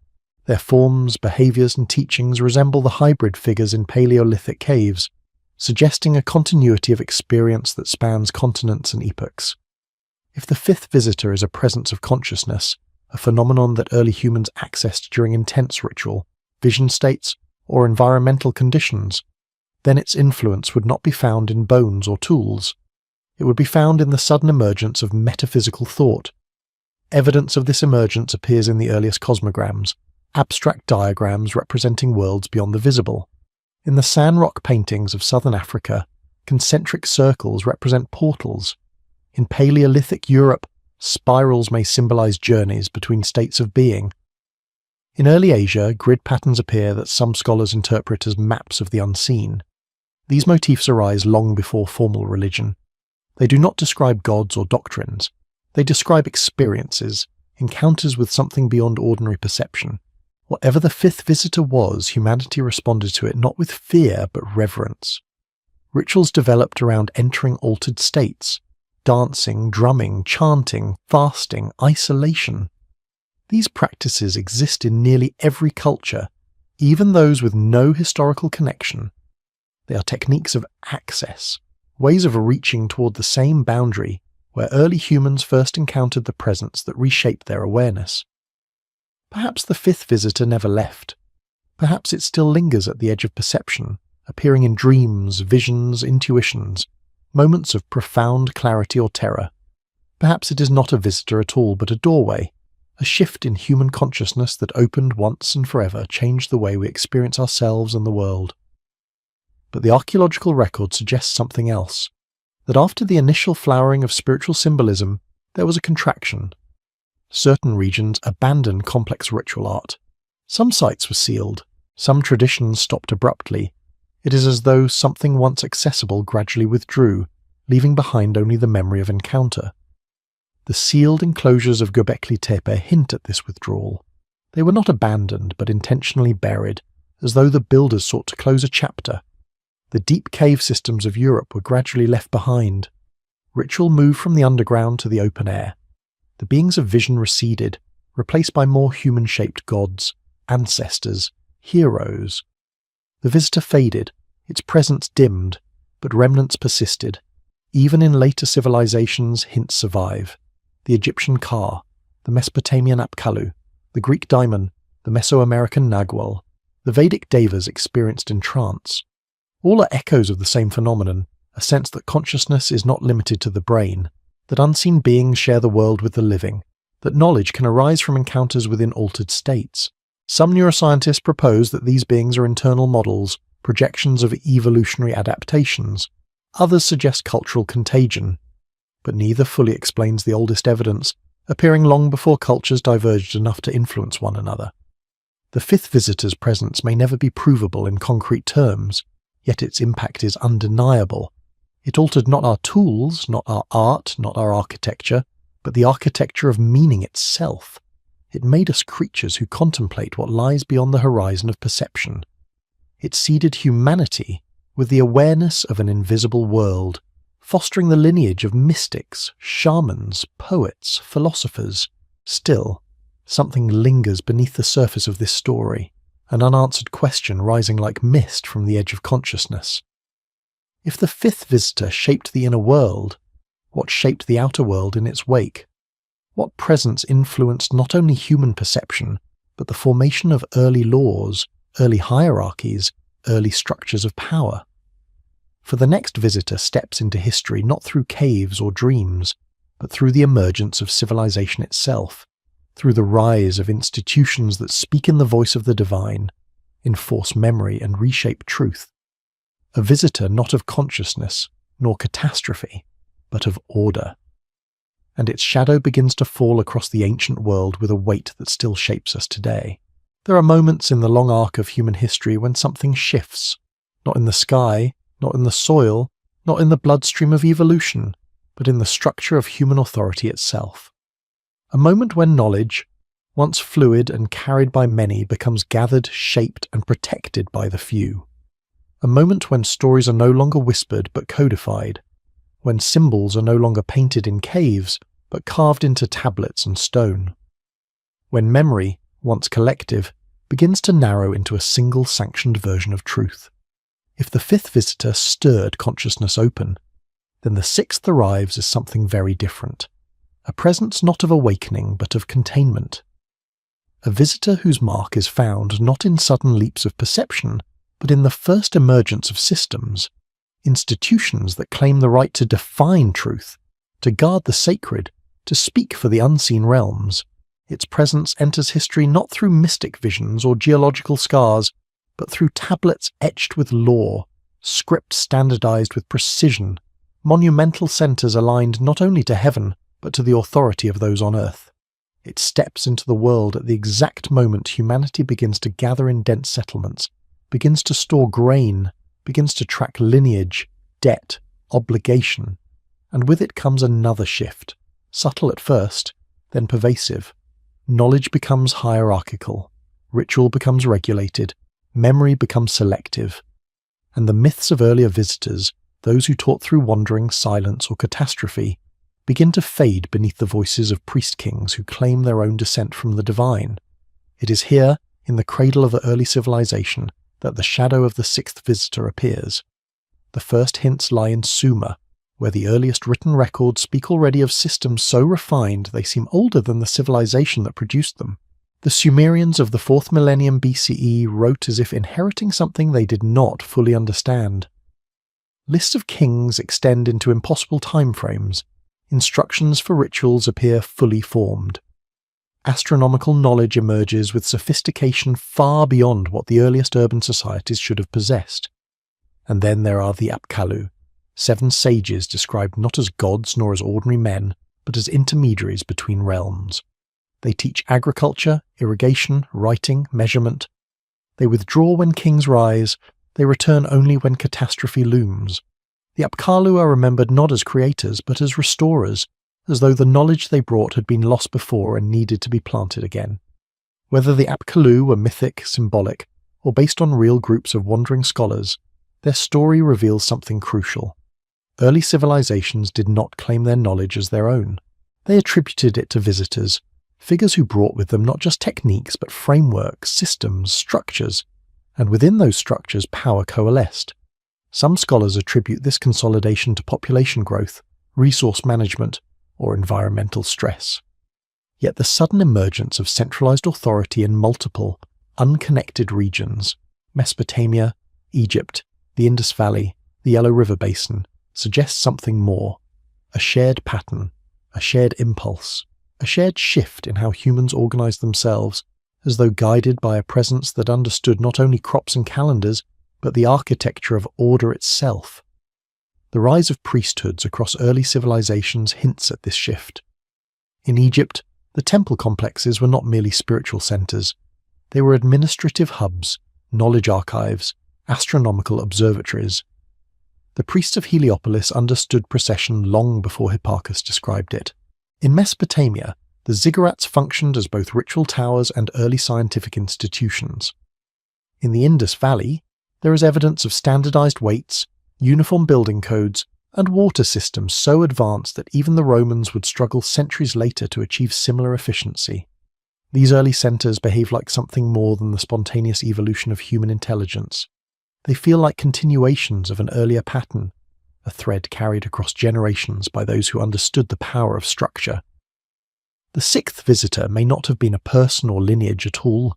It may have been a paradigm, the emergence of formalized authority in response to the chaos left by previous ages.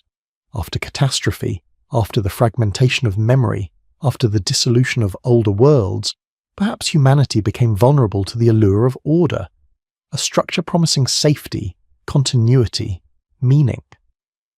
And into that vulnerability stepped a new kind of presence. Its traces are found not in monuments alone, but in erasures. In the way early texts replace older myths with new genealogies. In the way rituals once connected to the natural world become codified into doctrines. In the way local traditions are absorbed into state religions that serve not the cosmos but the centralizing power. Consider the uncanny uniformity of early law codes. The Code of Hammurabi emerges not as a negotiation of customs, but as a decree supposedly delivered by Shamash, the sun god, directly to the king. But the laws themselves bear marks of earlier systems, echoes of Sumerian edicts, Akkadian reforms, long-standing oral traditions. It is as though Hammurabi's code does not create law but consolidates it, claiming divine sanction to cement authority over a vast multicultural territory. This pattern repeats across civilizations. In Egypt, pharaohs claim divinity not because of spiritual awakening, but because political centralization requires cosmic justification. In early China, the mandate of heaven becomes a tool of legitimacy. In Mesoamerica, rulers describe themselves as intermediaries between realms. Everywhere, authority begins to speak in the voice of the divine. This is the first hallmark of the sixth visitor, the merging of earthly power with cosmic narrative. The second hallmark is more troubling. It is the systematic rewriting of memory. In Mesopotamia, earlier flood traditions become absorbed into new theologies. In Egypt, king lists are edited to remove usurpers or competing lineages. In the Hebrew tradition, ancient myths are reinterpreted through a monotheistic lens.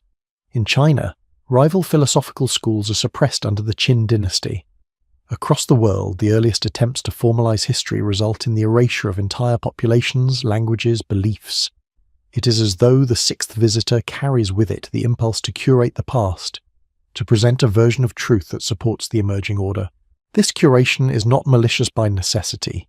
It may arise from the human need for coherence after centuries of upheaval, but it becomes a defining feature of civilization, the power to decide what is preserved and what is forgotten. One begins to see this more sharply in the way scripts evolve.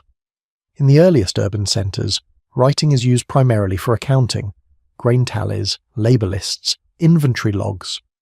But soon, writing becomes a tool for shaping collective memory. Myths are recorded, genealogies established, cosmologies formalized. Yet beneath these new texts lie older stories that no longer fit the narrative. The Sumerians hint at antediluvian kings who ruled for thousands of years. The Egyptians speak of the Zeptepi, the first time when gods walked among humans. The Greeks preserve fragments of an earlier age, when heroes and titans shaped the world. In India, the Vedic text describes cycles of ages far older than the archaeological record, and slowly, across the span of centuries, these stories become subordinated to institutional frameworks. What was once open, fluid, mythic, becomes structured, regulated, canonical. The sixth visitor thrives in structure. It shapes the human instinct to systematize. It encourages the creation of institutions that speak with one voice. It quiets the chaotic plurality that once characterized human experience. But this raises a question. Where did this impulse originate? Did humanity develop it organically through social necessity? Or was it inherited from a small group, priestly lineages, administrative castes, who carried knowledge from a pre-catastrophe world and used it to build systems in the new one. Some scholars believe the earliest priesthoods preserved fragments of older astronomical or agricultural knowledge. Others suggest they inherited symbolic systems from earlier visitors and repurposed them for social control. A few anthropologists have proposed that early theocracies arose from shamanic traditions shifting into political roles, merging spiritual authority with temporal power. But there is another possibility, one that arises quietly when comparing the earlier centers of civilization. What if the sixth visitor was not a being, not a lineage, not a single culture, but an idea introduced into humanity by an earlier civilization that survived the cataclysm only partially? A remnant group that understood the need for structure in a fractured world. A group that had witnessed the collapse of earlier ages and recognized that without hierarchy, knowledge would fracture again. These survivors may have moved through the early Neolithic world, teaching not only agriculture and astronomy, but the principles of governance, grain storage, record keeping, ritual standardization, calendar cycles, property delineation. If such a group existed, its influence would appear exactly as it does in the archaeological record: uneven, sudden, transformative. It would not leave monuments, it would leave systems, methods of accounting, of measuring, of recording, of controlling. It would turn human memory into an archive, human ritual into an institution, human myth into doctrine. But the shadow of the sixth visitor grows darker when examining the rise of power asymmetries. In the earliest settlements, social stratification appears abruptly. Graves of elites contain ornaments, weapons, and goods far beyond those of ordinary individuals. Burials of children, some infants, contain status markers implying inherited hierarchy. This is not gradual emergence, this is imposition. Someone, or something, introduced the idea that authority could be inherited, that knowledge could be confined, that truth could be owned. And once this idea took hold, it spread across continents. In early Mesoamerica, elite lineages claim descent from gods. In ancient China, the emperor becomes the pivot between heaven and earth. In the Indus Valley, uniformity suggests centralized planning, though no kings are identified. In Egypt, the divine kingship becomes absolute. The visitor has done its work. Still, there are places where the sixth visitor's presence feels too pronounced to ignore. One of the most enigmatic is the rise of the priestly astronomers. Across the ancient world, the first keepers of time held extraordinary power. They predicted solstices, eclipses, flood cycles. Their knowledge gave them authority over agriculture, ritual, kingship. They became intermediaries not between humanity and spirits, but between humanity and time itself. How did so many civilizations independently develop classes of specialists who combined astronomy, mathematics, theology, and governance? Was it simply necessity? Or did early priesthoods inherit a coherent model of authority from a shared source?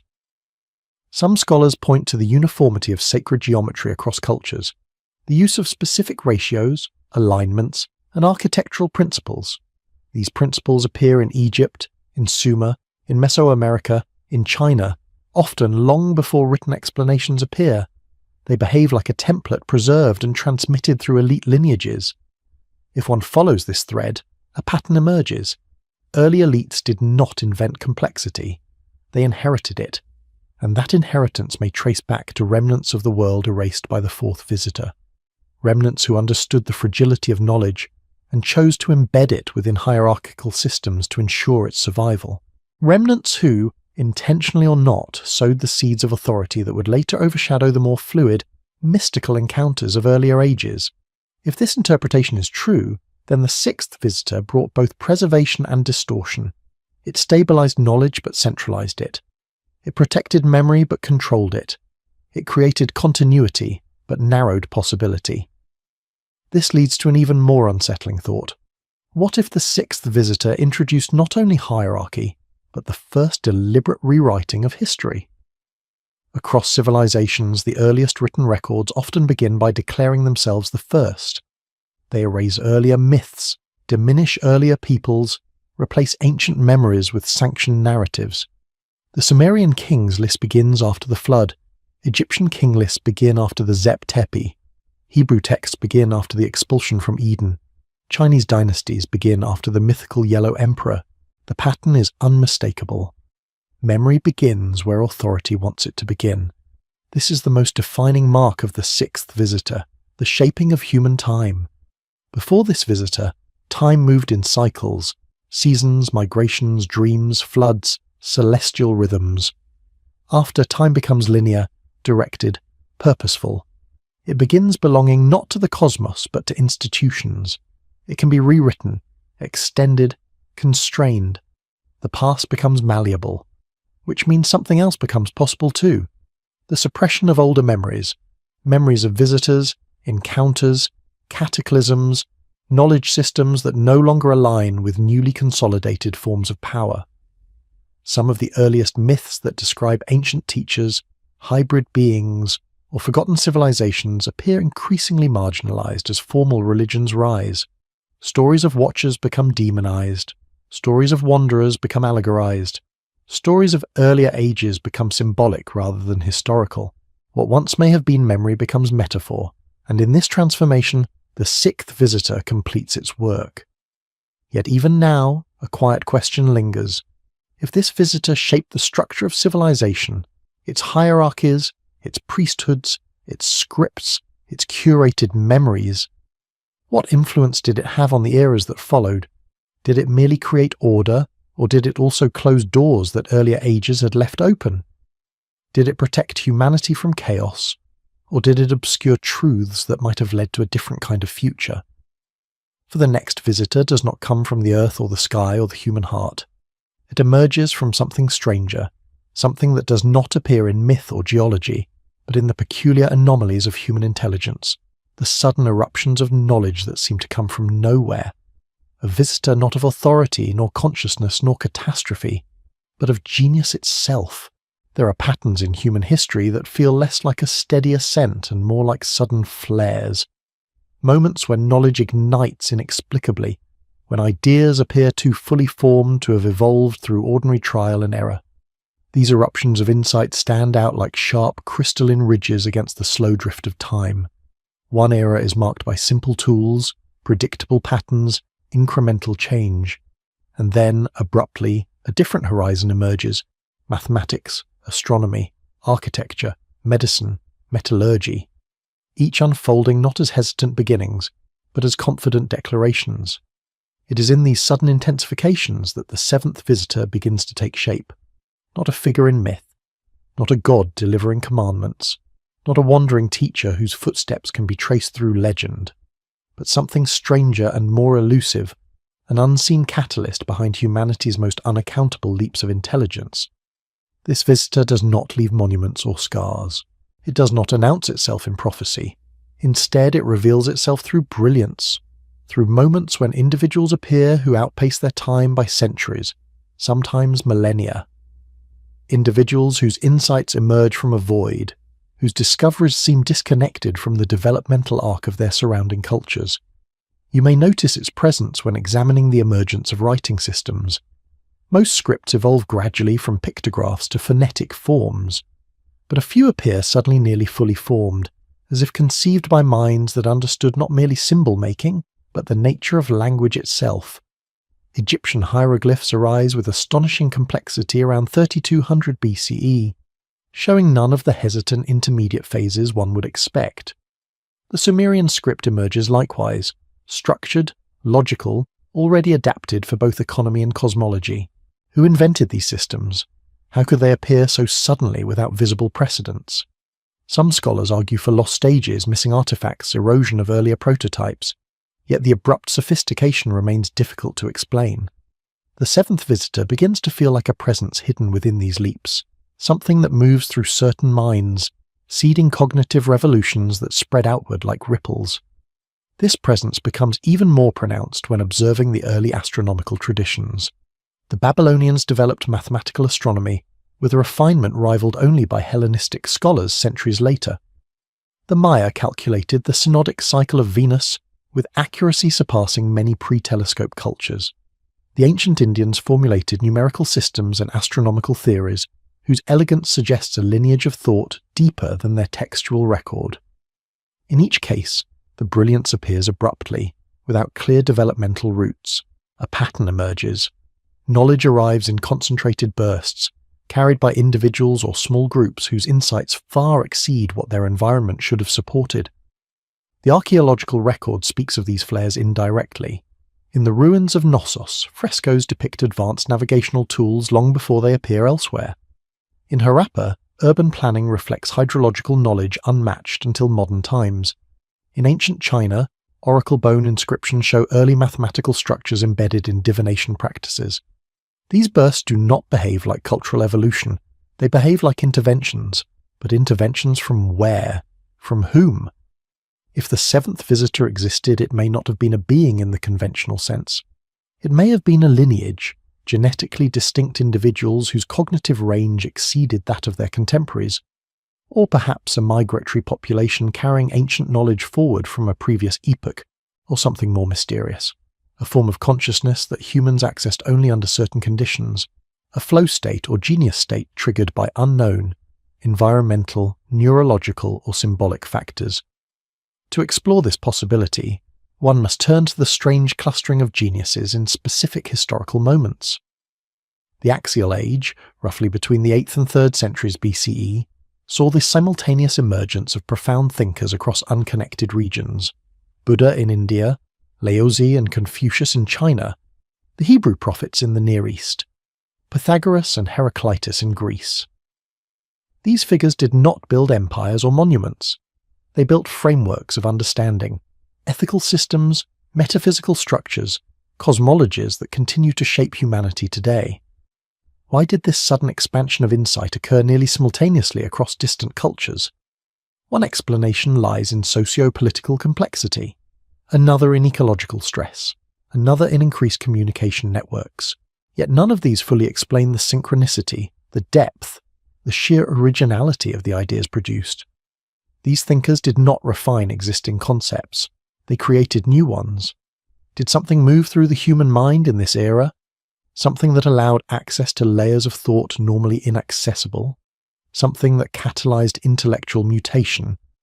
Some scholars refer to this as the cognitive turn, but the mechanisms remain unknown. Others propose that individuals with extraordinary neurological structures emerged during this period. Still others suggest external triggers, comets, solar cycles, geomagnetic changes, but these remain speculative. The seventh visitor may not be an entity that arrived from elsewhere. It may be the emergence of a certain kind of mind, rare, potent, capable of grasping abstract systems that would take societies centuries to catch up with. The more one looks, the more it seems that the visitor's influence does not lie in the geniuses themselves, but in the peculiar timing of their appearance. Consider mathematics. The Pythagoreans, emerging in Greece around 500 BCE, articulated concepts resembling harmonic ratios, geometric proofs, and numerical mysticism in ways that seem unanchored to earlier Greek thought. In India, the Sulba Sutras describe geometric constructions with precision rivaling modern calculations. In China, Mozi and his school anticipated principles of logic that would not be fully recognized in the West until the 19th century. None of these intellectual leaps evolve smoothly. They erupt. Then there is metallurgy. Bronze is a natural step from copper and tin, but iron smelting appears in some regions with astonishing sophistication, as though mastered before being practiced. The Hittites are credited with early iron production, yet the techniques appear too uniform, too effective, too deliberate to be experimental. Later, the Damascus steel tradition emerges with properties still not fully replicated. Its patterns, its flexibility, its molecular structure hint at knowledge carried through esoteric guilds rather than discovered generationally. Another clue lies in the early medicine. The Edwin Smith papyrus from ancient Egypt describes surgical procedures and anatomical observations far beyond the capabilities of surrounding cultures. The Ayurvedic texts contain systematic classifications of disease and pharmacology. The Chinese Huangdi Neijing outlines an intricate medical philosophy rooted in principles that remain obscure even today. These systems appear complete from the outset, not as assemblages of trial and error but as coherent intellectual frameworks. Did these ideas come from sudden flashes of human insight, or did they emerge from a deeper reservoir of understanding, carried through individuals who held fragments of knowledge from older, forgotten worlds? Perhaps the seventh visitor is not one presence but many. individuals whose minds tapped into something primordial, something that once flowed freely through earlier ages, individuals who became conduits for knowledge that did not quite belong to their time. There is a curious correlation between certain geological or atmospheric conditions and periods of intellectual flowering. Increased volcanic activity, solar storms, and geomagnetic fluctuations can alter neurological states. Some scientists have speculated that these conditions may enhance creativity or induce altered cognition. Could such environmental triggers have opened channels of perception that allowed access to previously dormant cognitive capacities? Alternatively, the visitor may be a metaphor for the remnants of earlier civilizations, the surviving masters of astronomy, metallurgy, medicine, and mathematics, who travelled through younger societies, seeding fragments of their knowledge before disappearing. They would not leave monuments or empires, they would leave teachings, and those teachings, preserved imperfectly, would later appear as sudden leaps in human understanding. But something about this explanation still feels incomplete. The visitor's influence is too widespread, too consistent, too deeply embedded in the human mind. It behaves not like an external teacher, but like an internal activation, something that emerges when humanity reaches a threshold. Consider the pattern. Every time knowledge surges forward, it does so through a small number of individuals whose insights appear disproportionate to their environments. These individuals often report visions, dreams, sudden revelations. They describe their discoveries not as products of thought, but as gifts, arrivals, things shown to them. Pythagoras received insights through trance. Parmenides encountered a goddess in a vision who revealed the nature of existence. The Buddha awakened under the Bodhi tree. Moses received laws on a mountain. Muhammad heard a voice commanding him to recite. Countless mystics, mathematicians, and inventors describe their breakthroughs as if they were delivered, not created. Even modern scientific discoveries often emerge through dreams, intuitions, leaps of understanding that defy linear logic. Kekele saw the structure of benzene in a dream. Ramanujan claimed his mathematical formulas were revealed to him by a goddess. Tesla reported visions guiding his inventions. The pattern persists across time. Knowledge arrives in moments of connection to something beyond ordinary awareness. Could the seventh visitor be this current of insight? A presence that awakens genius in the human mind, surfacing intermittently when conditions align. If so, the visitor would not be alien or external. It would be ancient, internal, woven into the species. It would be a remnant of a cognitive architecture inherited from deep evolutionary history, activated only during certain thresholds of cultural or neurological intensity. And yet, something remains troubling.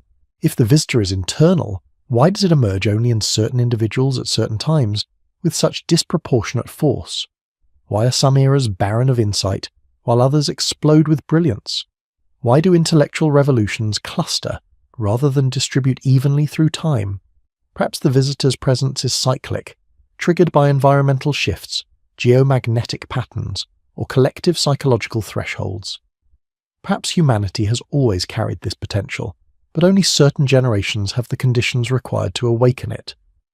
If the seventh visitor is the awakening of latent human genius, then its arrival throughout history may be a sign that humanity is periodically nudged, subtly, invisibly, toward higher understanding. But this leads to another question, one far more unsettling. If the seventh visitor catalyzes the growth of knowledge, what happens when knowledge becomes too powerful, too widespread, too destabilizing? What happens when human understanding begins to challenge the systems put in place by the sixth visitor? What happens when genius threatens hierarchy? Throughout history, the response has been consistent: suppression, isolation, conflict. Socrates is executed. Hypatia is murdered. Libraries are burned. Inventors disappear. Prophets are silenced. Even in modern times, breakthroughs are often absorbed into institutions that regulate their use. It is as though every surge of insight disrupts established orders built on the frameworks introduced by the sixth visitor. This tension between knowledge and control becomes sharper as civilizations grow more complex.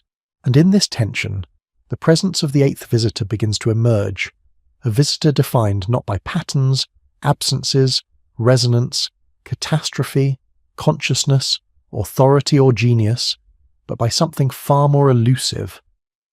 A visitor revealed only in the moments when humanity begins to sense the limits of its own understanding.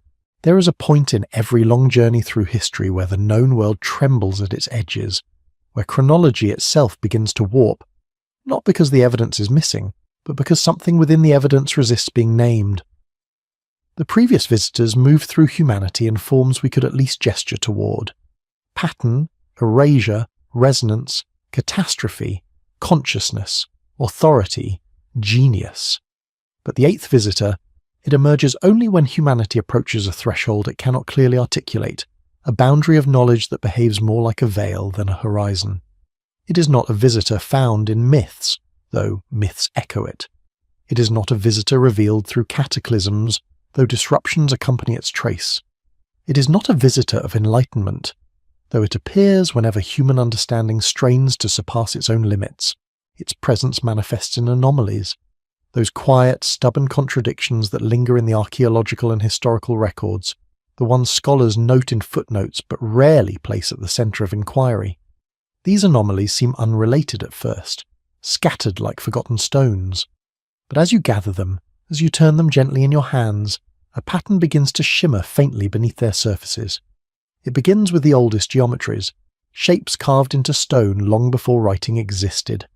Spirals, interlocking circles, certain ratios appearing repeatedly across continents that should have had no contact. Megalithic structures in Britain encode the same mathematical relationships as stone platforms in Polynesia.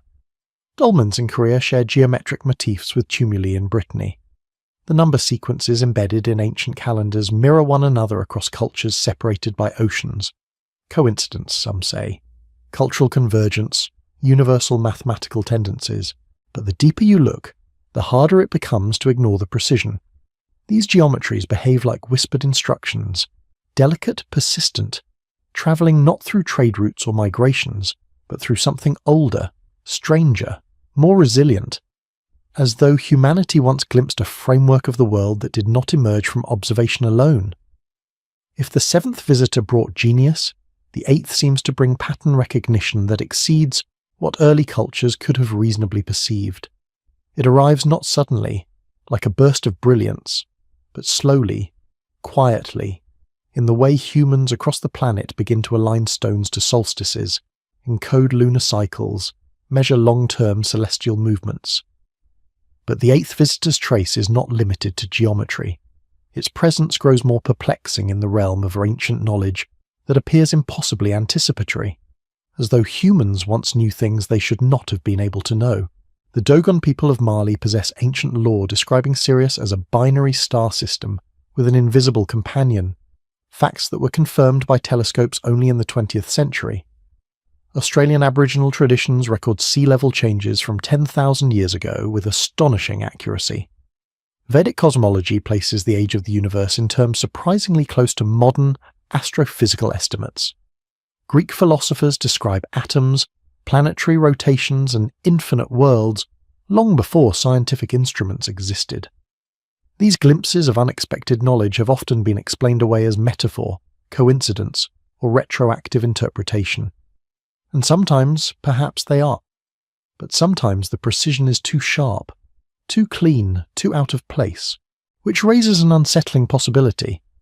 Did humanity once possess fragments of a cosmological framework that did not originate entirely from empirical observation? If so, where did it come from? Here the eighth visitor begins to take shape, not as a being or event, but as a transmission. Knowledge arriving through unknown channels, seeding itself quietly into the human story like a drifting spore. This transmission does not behave like a message, nor like instruction. It is not didactic. It is subtle, diffuse, appearing as inspiration, intuition, or revelation. Cultures do not claim to invent their knowledge, they claim to remember it. But the most intriguing trace of the eighth visitor lies in the anomalies of material culture, objects that defy their context not through extravagance, but through near invisibility. Consider the Antikythera mechanism, retrieved from the bottom of the Aegean Sea, a device constructed in the 2nd century BCE, with gears so intricate that similar engineering would not be seen again for 1,000 years. Scholars debate its origins, but its precision remains jarring, a machine out of time, as though it were a replica of something older, something remembered imperfectly. Then there is the Baghdad battery. Simple, unassuming, its purpose unclear. Some argue it was not a battery at all, yet its construction mirrors galvanic cells. If it truly was a battery, why was no broader electrical tradition associated with it? Why does it appear like a single echo of a technology that did not survive? Or the bronze mirrors of the Han dynasty, polished to such smoothness that they reflect patterns cast through light, patterns engraved not on the front but hidden on the back. A phenomenon so precise that modern materials struggle to replicate it fully. The eighth visitor leaves behind objects that feel like remnants of a lost conceptual world, tools from a paradigm that never took root, seeds that fell into soil not ready to germinate. Yet the visitor's presence deepens into something stranger still, instances where human understanding seems to have been interrupted, redirected, or restrained, as though something moved through history not to reveal, but to withhold. Academic literature rarely discusses these possibilities directly, yet they linger in the uncomfortable silences that surround certain historical gaps. Why did some civilizations reach extraordinary heights before abruptly halting their progress? Why did advanced mathematical schools in Greece and India disappear without trace? Why did entire fields of ancient science vanish, leaving only cryptic fragments? Why were some discoveries, like steam power in Alexandria, never scaled or repeated for centuries? It is as if humanity repeatedly brushed against discoveries it was not prepared to integrate. The eighth visitor seems to intervene not through teaching but through thresholding, appearing wherever human knowledge approaches a boundary it cannot yet, or is not meant to cross.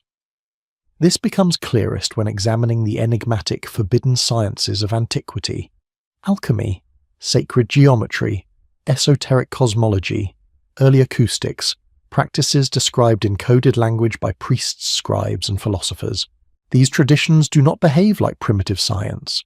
They behave like fragmented sciences, systems holding broken pieces of a larger conceptual puzzle. Scholars often dismiss them as superstition or metaphor, yet embedded within them are mathematical relationships, physical insights, and psychological understandings that feel out of place in their historical environments. What if these traditions were not primitive attempts at science, but the faded remnants of a scientific worldview humanity once glimpsed because something opened the door briefly before closing it again? The eighth visitor might not have revealed knowledge but possibility, brief windows of clarity during which the human mind expanded beyond its usual constraints. These windows never lasted. They appear scattered but patterned, periods of sudden advancement followed by contraction, as though the visitor offered glimpses but not permanence. But where does this visitor appear most clearly? In the strange consistency of symbols that defy linguistic and cultural separation. The Ouroboros, the winged disc, the spiral, the hexagram, the world tree, the eye. These symbols recur across continents, epochs, and unrelated civilizations. Some anthropologists attribute this to universal cognitive structures. Others propose migration or cultural diffusion. But the recurrence is too specific, too mathematically precise, too tied to cosmological frameworks found in distant cultures. It feels as though humanity once shared a symbolic system before languages diverged, a system reflecting concepts we can no longer reconstruct. This system does not seem human-made, it seems inherited. But inherited from what? This is where the eighth visitor becomes most elusive. Unlike earlier visitors, it does not appear as a presence within the archaeological or biological record. It appears only in thresholds, moments when humanity is on the brink of discovering something fundamental, and then either surges forward inexplicably or retreats inexplicably. Consider the sudden appearance and disappearance of early atomistic theory, or the way ancient civilizations developed complex models of time, more accurate than their observational tools should allow, or the mysteries of early sound-based healing traditions, now only being rediscovered by modern acoustical science, or the holistic anatomical knowledge encoded in myth rather than preserved in medical texts. These anomalies follow a rhythm: awakening, acceleration, interruption, silence. It is almost as though human history pulses with cycles of insight and forgetting, cycles not fully under human control. If the eighth visitor exists, it might be this rhythm itself, a presence woven through time, shaping the cadence of human understanding. But the most unsettling dimension of the eighth visitor is found not in history but in what later civilizations tried to hide. For whenever humanity approached certain boundaries of knowledge, boundaries regarding the origin of consciousness, the structure of reality, the nature of time, authorities intervened, books were burned, schools suppressed, thinkers executed, questions forbidden. Why? Were these merely political acts, fear of destabilization, the monopolization of knowledge, or was something deeper at work, an instinct, conscious or unconscious, to prevent humanity from crossing thresholds it was not yet prepared to cross? If so, then the eighth visitor may not be an external presence at all. It may be something embedded within humanity, something protective, regulatory, possibly ancient, a guardian of thresholds, a limiter, a gatekeeper. But even this interpretation feels incomplete. A gatekeeper implies intention, and the traces left behind by the eighth visitor do not behave like intention. They behave like tension, an ongoing struggle within the human story between expansion and contraction, revelation and concealment. Perhaps the visitor is not a presence, but a condition of reality itself, one that becomes perceptible only when human intelligence pushes against its boundaries. And yet, there is one more possibility, the one that sits in the quiet center of this mystery, that the eighth visitor is the shadow of a civilization so ancient, so thoroughly erased that only the faintest echoes remain. A civilization whose knowledge lingered only in fragments, mathematical sequences, symbolic motifs, anomalous objects, inexplicable insights. If a civilization fell so completely that it dissolved into myth, its remnants might appear not as ruins, but as interruptions, not as monuments, but as whispers, not as teachings, but as thresholds, places where humanity senses a presence it cannot name. This eighth visitor, whatever it was, behaves like a memory struggling to reconstitute itself, a memory of something older than our histories, older than our myths, older perhaps than the visitors we have already traced. And if this memory still stirs beneath the surface of human understanding, then the final visitor, the 10th presence waiting ahead, may not be something humanity has forgotten. It may be something humanity has not yet remembered, something that circles us still, quiet as breath, waiting for the moment when the world becomes capable of seeing it without fear. There comes a point in any long wandering through the buried corridors of human history when the journey no longer feels like a search for what has been lost, but a slow turning towards something that has been waiting, patiently, silently, at the edge of awareness. The eighth visitor dissolved into thresholds, into unseen boundaries that shape what humanity can know. But the final presence, the ninth and deepest mystery in this long chain, does not hide in the shadows of ruins or the silences of time. It is not a memory of something that walked before us. It is not a remnant of an erased civilization, nor a phenomenon of consciousness, nor a catastrophe, nor a burst of genius. It is something stranger, something that appears only when humanity begins to sense that it is being watched by its own future. For the 10th visitor feels like a presence not of the past, but of the horizon ahead, a visitor that emerges only when the arc of human understanding curves so sharply that it begins to overhear echoes of its own trajectory. A presence not anchored in any era, yet woven through them all. It does not appear in artifacts, yet artifacts seem to anticipate it. It does not appear in myths, yet myths tremble around its silhouette. It does not appear in geology, yet geological cycles align with its quiet rhythm. Its traces are found instead in the places where humanity begins to suspect that intelligence itself is not linear but recursive, that civilizations may rise, fall, and return in shapes unrecognized. The first suggestion of this visitor arises in the anomalies of deep time, in the unsettling possibility that humanity may not be the first species on Earth to develop symbolic cognition or advanced ecological adaptation. Paleobiologists have long considered the Silurian hypothesis, the notion that if an intelligent species had risen millions of years before humans, its material traces might have vanished entirely through subduction, erosion, fossil turnover. Such speculation remains academic, hypothetical, and yet it holds a quiet power. Not because the evidence is present, but because the absence of evidence behaves in a way strangely consistent with the erasure of earlier civilizations. This is not to say that such beings existed, only that the Earth has forgotten far more than it remembers, and sometimes the shape of that forgetting feels deliberate, as if intelligence itself leaves no fossil once it surpasses a certain threshold. As if the 10th visitor is not a species but a cycle, a recursion of intelligence rising again and again in forms that the planet absorbs and releases like breath. Humanity, nearing the edges of its own technological adolescence, begins to sense this possibility, not rationally but intuitively.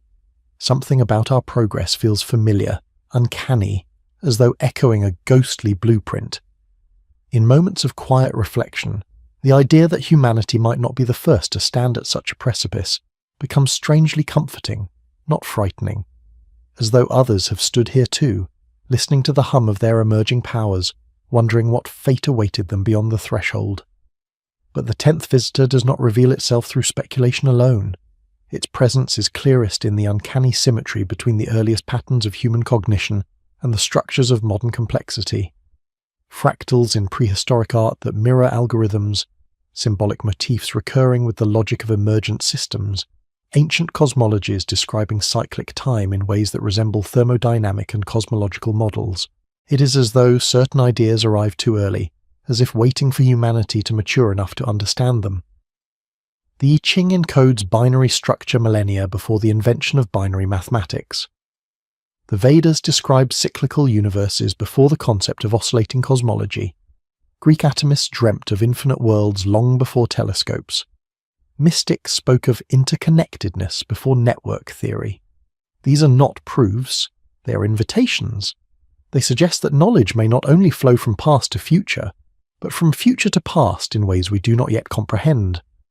That perhaps the 10th visitor is a resonance, an echo, something that touches the human mind not from behind but from ahead.